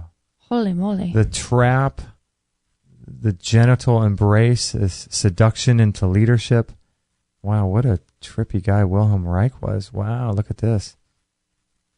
Very interesting. You're going to be going to bed at 2 a.m. tonight, aren't you? Oh, gosh, yeah. I'll be up watching YouTube videos and getting into this stuff. Oh, and I'm the one who gets to hear about it all. Oh, Guest 21 says he shared in the chat room a spring he's going to go to. Pretty cool. So this is the Frederick Miller Spring in Minnesota. No way. That's awesome. Yeah, I saw a link to it too. It looks cool, huh? Yeah, that's really cool. Wish we could make springs. Now that would be something amazing, wouldn't it? Could you imagine having a spring on your property and having it piped in through spiralized pipes like David Wolf does to his house? So when he turns on the faucet to do dishes, he's doing spring it with water? structured spring water because he's bringing it in and he's magnetizing it and vortexing it through the pipes, through the the Schauberger technology and all that stuff. Schauberger, Victor Schauberger. He was a water wizard kind of guy, and wow. I feel like it'd be really neat if you could tap into stuff. I mean, I'm sure there's obviously water most all under the ground, but if you didn't have to base your home search upon looking for spring water, that would just be cool if you could find what area was your dream area and then build the spring around it. You know what I mean? Oh my goodness. Like if you knew that we all had the ability to just tap into it, like make a spring anywhere, that would be the coolest thing. That's what people do with wells, but I wish well water were as good as spring water. I know. Yeah. Well, that could be hard. They talk about well water being like a very premature water. Like a baby who's 5 months pregnant, or a baby in the womb that's been in there for 5 months. Apparently, well water's high in calcium, so it's in its infancy. But I don't know if that's all well water or just certain amounts of well water. But you're prematurely extracting it through the earth, so it doesn't have the ability to use that levitational energy to spiralize up against gravity through the... I mean, think about the weirdest thing this is. Water that's in aquifers that are hundreds of feet below the surface of the earth somehow will spiralize against the force of gravity.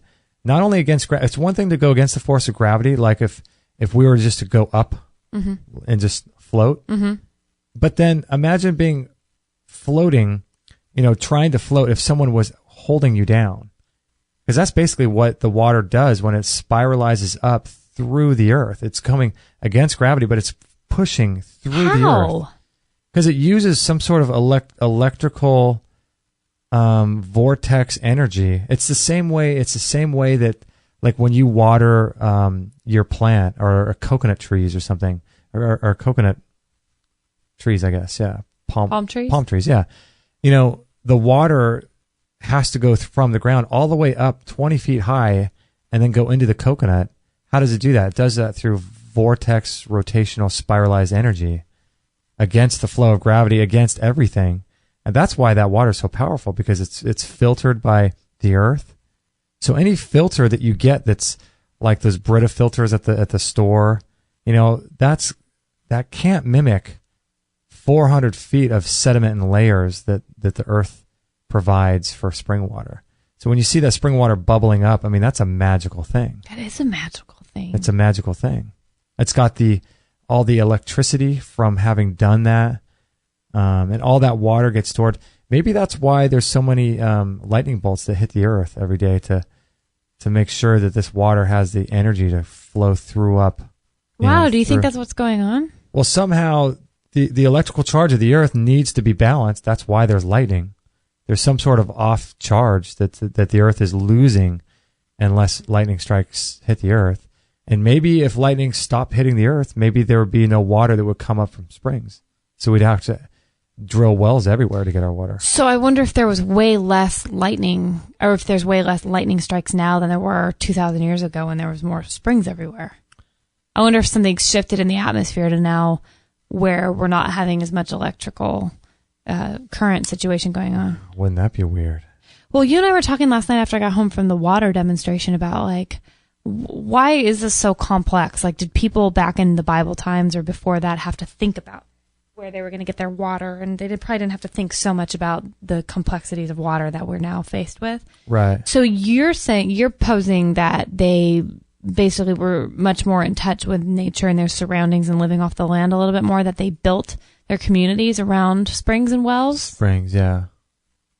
So where did they all go? Like, what happened? Where did all the springs go? Yeah. Well, I know that when you plant trees and you plant like forests and things, it reduces the ground temperature of the water. And so water will always seek at least spring water that's coming up from an aquifer will seek the coldest ground to come up through. So when that's intelligent.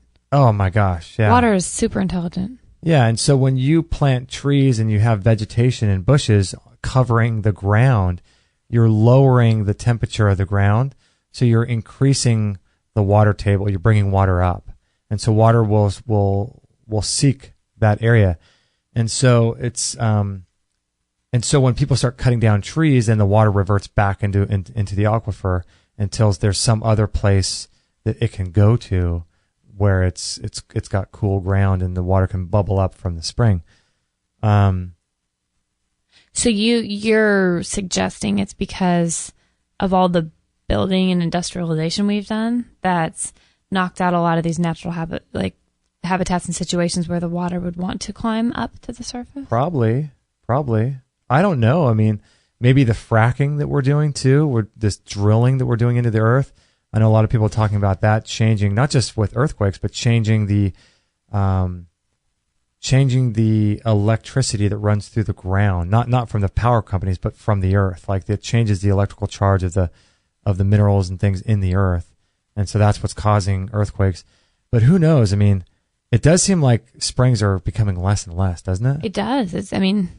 I was writing in the chat room that it's like unfortunate that the best, really only spring close to us is 2 hours away. I mean, we wouldn't live here back in the day if the closest water was 2 hours away. You know what I mean? Right. Like, people just wouldn't live here because there would be no way to haul water, especially if you didn't have cars and things like that. Like, yeah, I know. That's really unnatural to me. To not live near a natural source of water. I mean, oh, I know. It's only because of our modern society. That's part of the reason why we're so disconnected from nature and God and everything. Is that we're not living any kind of life it's completely what's the word? What's the word I'm looking for? Not superimposed. No, but it's completely man-made. Oh, superficial. Superficial. It's completely superficial. Yeah, I mean, we're so disconnected, from the forest, from living in the wild. Daniel Vitalis talks about that, to where we get our water, where we get our food. That's why we're just so. I think that's why we're so, as a culture, so needing to watch television so that we can get some sort of happiness from our fake life that we're living. You know, Probably true. Dexter writes in a little bit different subject matter, but he writes in asking about the sauna, and he asks, "Hey Justin, which is the model you guys own? I've been hitting a spa that has a walk-in sauna, but I think I want to invest in a home model. I've seen a few on Amazon, but I don't know which one you guys recommend. Also, do you know what the max heat it goes up to?" We recommend the Relax Far Infrared Sauna that you can go to on our website if you're interested. It's our website, so it's extremehealthradio.com/sauna. And you can learn all about it there. There's also a page for it in our store where you can listen to Phil Wilson talk about it. But yeah, that's the sauna we recommend. And the reason why I love it so much is because it's super easy to clean. It's transportable. You can move it around to different rooms. You don't have to knock out a wall of your house. You sweat like crazy. What do you think the temperature goes up to? Probably 105? Probably about that. Yeah, I actually should know that. I don't remember. We've had it for over a year and a half now. Yeah, it doesn't it gets hot, but it doesn't get. It's not ridiculous. Yeah, it's not ridiculous at all. You feel like it's ridiculous about 15 minutes into it, but then you have little vents in the top and the you can open up or even zip down the neck if you're too hot. But I mean, I Dexter, I was like you though. I was going and paying like $25 a pop to sit into a walk-in one up the street. Do you remember when I was doing my liver detox? Oh yeah. And my practitioner had me, said that this was a huge part of it was this, cleansing, purging of chemicals and things like that. Yeah. So yeah, I went and paid $1 a minute. So it was 25 minutes for $25. And I barely broke a sweat though. Really? It was an infrared one, but I sat there and it's like, I didn't sweat. I don't know. That thing seemed to not get hot at all. And I did it and I paid all this money and didn't get anything. So when I got this, it was like a breath of fresh air. I was like, yes, cause that was my problem. I wasn't sweating out anything. I'm not a good sweater, Yeah. So I have to say this thing does blow doors on any kind of walk-in sauna. And then, at the day spas I've been to, those things are so hot. You can't go more than 5 minutes in there and they're not infrared. At least the ones I've been in, they're just like that cedar, planky where you dump the water onto the heater and it, steams out your eyeballs. But, yeah. You're not getting the infrared effects, which is the whole point. So even if you're not sweating, you're still like by sitting in there. Phil Wilson claims you can sit in there, with your fully clothed for 5 minutes and still it goes down, cuts through all your clothing right to the bone. Right. You still get the same effects. Obviously the sweating is the part that we love, but you wouldn't want to sweat too much in your clothes, would probably you? not in your clothes. Guest 21 says, yeah, that sounds like an amazing thing to do in the middle of winter. That is my favorite. If you have AC on in your house, you can actually use it. We use ours all throughout the summer as well. It's an incredible thing. I can't recommend it highly enough. It's my favorite. Yeah, it's something I do every day. It's something that I just love doing. I can't get enough of it. Me really. too. I'm so sorry. Can you hold the show? I have to go pee so bad. Oh, yeah. Okay, thanks. Yeah. So I wanted to talk a little bit about... Guest 21 says, have you guys tried that gua sha combined with a sauna? No, you know what? I haven't tried the gua sha. Who's talked about that? I think Dr. Robert Kassar, we've had him on our show. He talked about gua sha quite extensively on our show, and I think he gets it done a lot. And I think it's a pretty powerful technique. I know a lot of people also do like the panchakarma, the ancient Indian Ayurvedic cleansing techniques where they will ingest like nothing but coconut oil for a day or so. They'll kind of fast on coconut oil and water. And because the toxins are stored in our fat cells, or the majority of them, I should say, if you do nothing but coconut oil, according to this panchakarma, which is this ancient Ayurvedic technique for cleansing, it helps to cleanse out the toxins from the fat cells by just doing coconut oil. So I've never tried that before.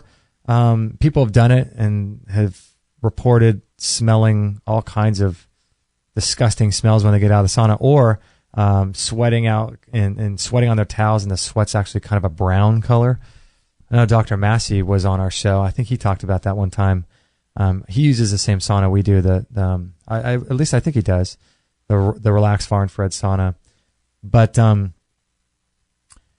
I wanted to talk a little bit about how we move and how we ambulate.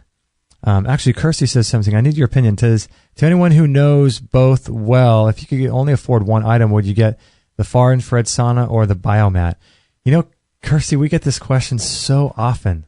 They're both very similar in what they do. They're both, you feel better? Yeah. Oh my gosh. Sorry about that. So unprofessional, but I was going to explode there. We're just two friends talking. Yeah. Who happen to be a husband and wife. Right. And who Are we happen just to be friends? Are you breaking up with me over the show? I didn't want to tell you this, Paige. I figured I'd share it on the air. Thanks. I appreciate that. No, but that's the whole point of our show, is just to be kind of casual, to be real. low-key. We try. Nothing professional about what we do. But we do get this question a lot, don't we, about the... I heard you when I was walking in about the sauna versus the biomat. In one corner. I would, if I were to lean towards one, I would lean towards the sauna. Yeah. I love both of them for different reasons, though. That's the thing. But if I was going to a desert island and could take one with me, I have to say, honestly, it'd be the sauna. There's something about the sweating and then the feel that you have this euphoric feeling afterward. By desert, do you mean high. the Antarctica? Yes, I do. Because that's a Not desert. Not Tahiti. Oh, yeah. Desert island? Because you said if I were going to a desert island, I would take the sauna. Oh, deserted and I would think island. a deserted island. Or no, you said desert, I think. But isn't what's called a desert island? Well, deserted island. But don't people say, like, if I was on a desert island? Desert island? Am I making that up? Oh, wow. I never thought of that. Interesting. I feel like people say if I was on a desert island. Desert island. Wow, I never thought of that. Wow, okay, interesting. Wow. Either way, the desert, the island would have to get down to cool temperatures so that you wouldn't be burning up in order to use the sauna, and you'd have to have electricity. Yes, that's true. Yeah. But either way, no. If I could pick one, it would probably be that, because I don't know. Like I said, there's something that you feel when you walk out of it. The effects don't stop when you get out. You feel like you're feeling so good when you're in there sweating, and then you think, okay, it can't possibly get any better. And then you get out and you towel off. And there's like this cool air that will hit your skin, and you're warm from your bones for the next hour. So it's like it keeps lasting. It's the weirdest thing. It's a weird feeling because you do feel like you're warm on a deep level, like way deep down in your bones. It's really strange. It depends what you're trying to do, what health issues you have. I know a lot of people like the biomat for, if they're sick, really sick with like a disease, some kind of cancer or something, and they like to alleviate the pain or using it to heal with the. But the thing though is with the sauna, you're not going to get the crystals and the negative ions and things like that. So those are really healing as well. Yep.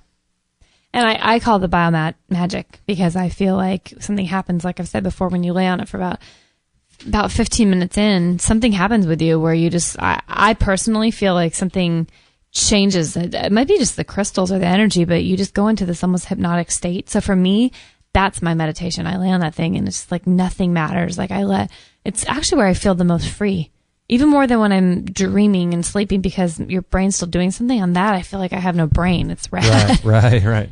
So I don't know. I'm not the only one, because I know Pastor Nar and a couple other people that have bought them over the years, or over the last year, say the same thing. They agree that something magical happens if you give it enough of a chance. When you first lay on it, you're like, oh, no big deal. But yeah, no, Kirsty, it's not like the sauna at a gym. We used to have a sauna at our gym that we go to, and I don't think those are far infrared. And if they are, I don't think it's where your head can stick out of them. These things are just, they're really awesome because your head sticks out, so you can actually have a fan if you wanted to. Position a fan next to you. Yeah, there's like a little chair, and you step into it and zip it up around you, but your head sticks out, and your hands can stick out.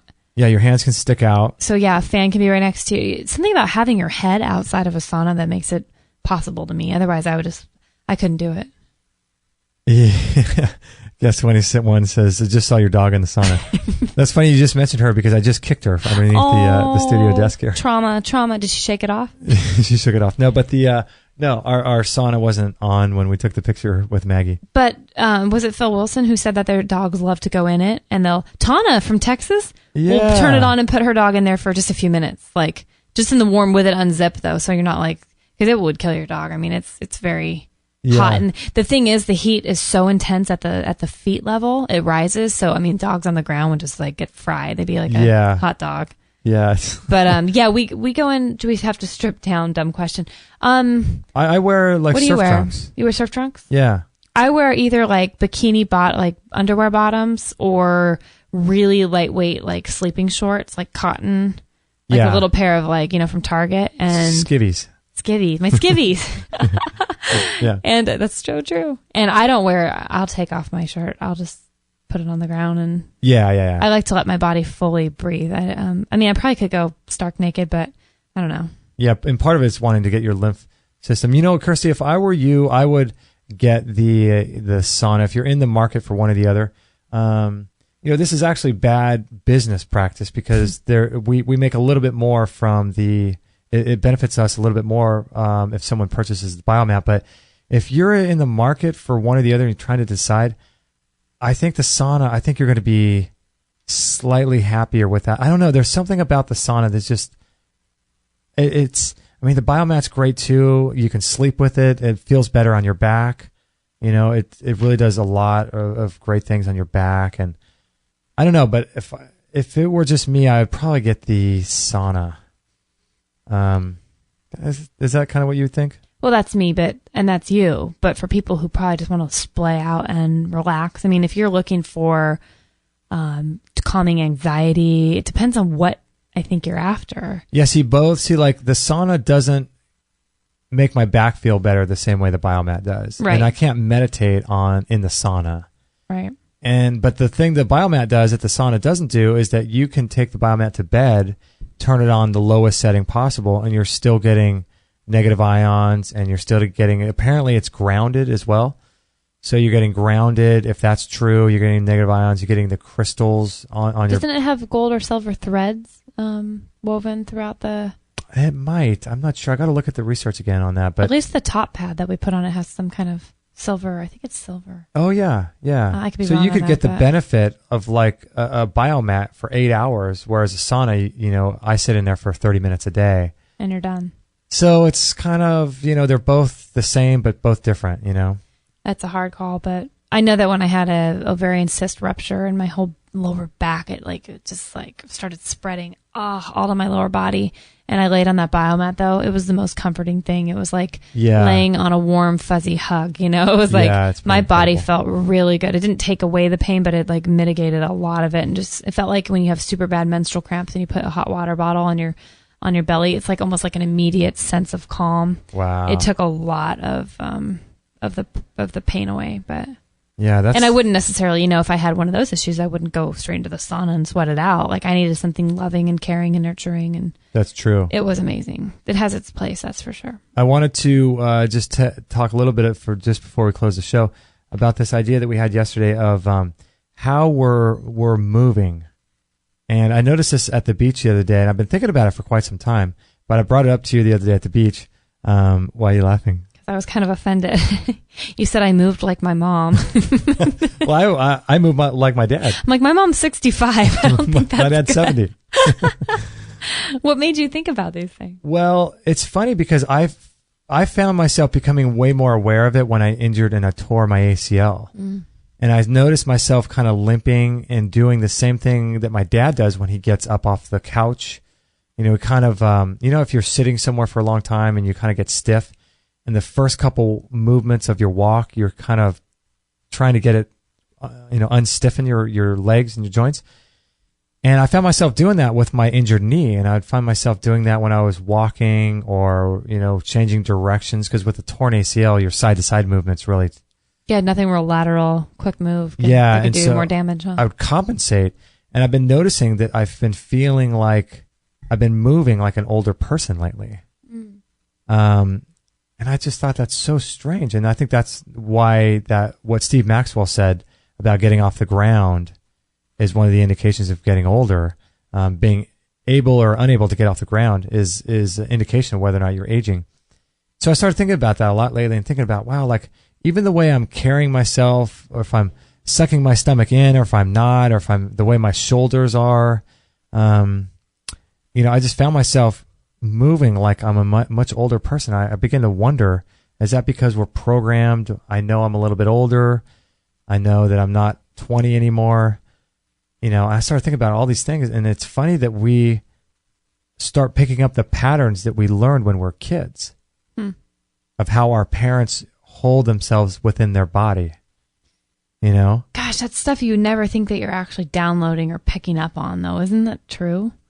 I never noticed the way my parents moved. It's only you notice it when somebody tells you that you move like them, that you're even aware of that fact. Well, that's funny you said that, because you said you were a little bit offended. That's exactly what Bruce Lipton, part of his book, is about. Remember the that? honeymoon effect? He was like saying, as an example, when he says to people, "Oh, you reacted just like your dad," and then the person gets offended because they're not conscious of the fact that they're doing that. We're living this automatic script all day. Well, that's weird to me, because I have heard and agree with Bruce that like you'll do certain things like respond to a situation like your parents would, or have a saying like your parents would, or even like a facial expression, or I could see where people get things, but it's weird when you were talking about movement. I'd never heard that before. Yeah. Like you move like someone. That's a weird concept. Like we all know that we sound like our mother or could act like our mother or this kind of a thing, but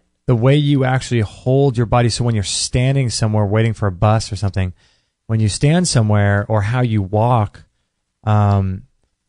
most likely has been downloaded. And so we just do this instinctively and don't know why.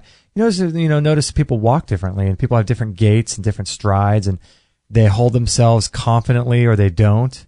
And you can tell in their body positioning and their body movement and all these things. And so when I was starting to notice how I was moving differently, I started figuring out, it's like my dad. Like he moves much the same way. And then I noticed with you and your mom the same thing. I just thought that was really weird. And I think Is there a way to break that habit? I think that you just have to be consciousness and awareness of how you're moving and how you're all that. I think that helps. And so knowing that you're doing that, and knowing that like I don't have to move like an old man. I saw this awesome video like an old man on Facebook. I'm sure your dad would like that. I don't have to move like an old man like my dad. Well, I was thinking of it. I was just going to tell the story about this lady. Did you see this lady on Facebook who's 97 years old dancing? No. She was dancing. And there's one of a man too. It's so funny where this man, he's got these two canes, like walker sticks, and he's dancing and with all these other people, but he's dancing by himself, and he looks like he's in his 90s. Cute. And finally the music kind of steps up a notch, and he gets all upset that he's got these walker sticks. And so he just pauses for a second and then just gets all upset and throws the walker sticks. Does he really? And keeps dancing. No. It's hilarious. Yeah, but it was just funny, that is awesome. And, just... He's all mad. I think being aware of how you're carrying yourself and your gait and consciousness and awareness of how you're moving throughout space and time, I think, that's the first step in changing how you move, because, you don't have to. We saw someone the other day who didn't even look that old, but she was hunched over trying to go into a restaurant. Remember, we're driving through town, and we're thinking, why is it that, a 70-year-old person who's not even that old is moving like that? Well, see, she was one thing, but like my mom and your dad, they don't walk or move horrible. Mm-mm. But so like, why are we so like adverse to... But they're not moving like they were when they were 20 either. Right. I think that's kind of what I'm saying. Like my dad, when he gets up off the couch or something, I can tell that his body's stiff and all that. Well, the energetics too, it probably doesn't help that we've been joking for the last 5 years. Like we make old people noises when we get off the couch. Oh, that's true. We do. Yeah. We'll try to outdo each other sounding like an old man. Yeah, that's true. And we're really good at it. Yeah. I wonder if almost energetically we've kind of put that out there. And so now we're like, oh, like when you get up off the couch, you're like, oh my gosh, my body. Like, yeah. I wonder if that just comes natural because of how long we've joked about that. Yeah, that's true. You probably shouldn't do that. You probably shouldn't. You're going to pre-age yourself. Adam Bergstrom just wrote in. Yeah, I saw that. I think he's listening live. You saw that? Yeah, it's awesome. Because he says the books of Alexander Lowen are a good introduction to energy work, and his mentor, Wilhelm Reich. Nice. I'm not sure if he's listening now or if he is... Maybe Adam knows all. Yeah, wouldn't that be I'm going to ask him after the email. I'm assuming he's listening. He's talking about The Language of the Body, which is a book, Love and Orgasm. I'll put a link to all these books. He says The Betrayal of the Body, Pleasure, Depression and the Body, The Biological Basis of Faith and Reality. No wonder why Adam's so smart. Yeah. Bioenergetics, Fear of Life. What is that one about? Narcissism, The Denial of the True Self, Love, Sex, and Your Heart, The Spirituality of the Body. Wow. The Voice of the Body. That's interesting.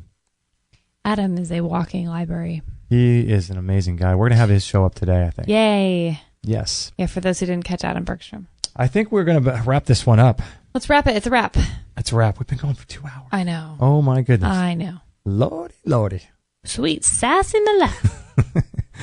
Sweet sassy molasses. Your mom thinks that's funny. Does she? Does Probably she because laugh? we're not from the South and it sounds like a Southern thing to say. Oh, my gosh. That's funny. Oh, yeah. MoveNat. Was someone mentioning MoveNat? Yeah, you know who that is? Yeah. Oh. Yeah, we're reaching out to the guy that started that. I had no idea. I'm like, this is all new to me. Yeah, MoveNat. He's created quite the interesting... How old is he? Website. I'm not sure how old he is, but I forgot the guy's name, but we've actually reached out to him to be on the show. Well, good thing you and I are in communication because I had no idea who this was. And you know who also talks about the alignment and structure of the body who's not a chiropractor? Who? Is Pete Egoscue. He's the guy who has the Egoscue Clinic. How do you spell Egoscue? E-G-O-S-C-U-E, I think. Okay. Egoscue. Okay. We'll put a link to that. He does what now? He helps people with back pain, specifically as a result of misaligned spines and the way you carry yourself. So if you go in there and you have back pain, he'll record you doing a series of movements, and then he'll analyze your structure, your gait, how you carry yourself, where you distribute your weight, all this stuff on computer models, and he'll do all this work to figure out why your back pain is hurting and all this stuff. And Thank God for people who do such unique work because I know, right? I wouldn't even know where to start with that kind of a thing. Yeah, incredible. Wow. I love people that love their work.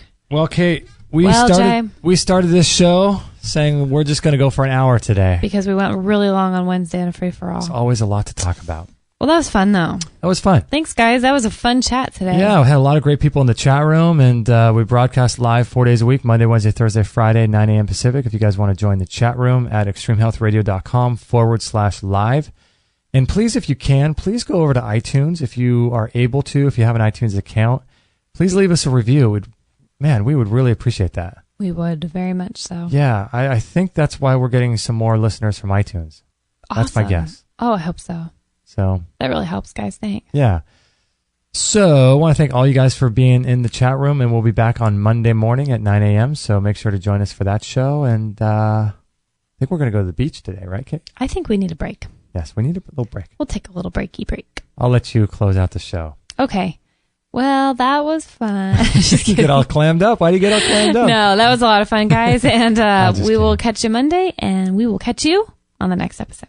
Hey everybody, this is Josie, Justin's mum. Don't tell him, but I know he would absolutely be really happy if you would sign up to his free weekly newsletter. And don't forget to share this with all your friends. This is the buzzing bumblebee signing off. That's so good.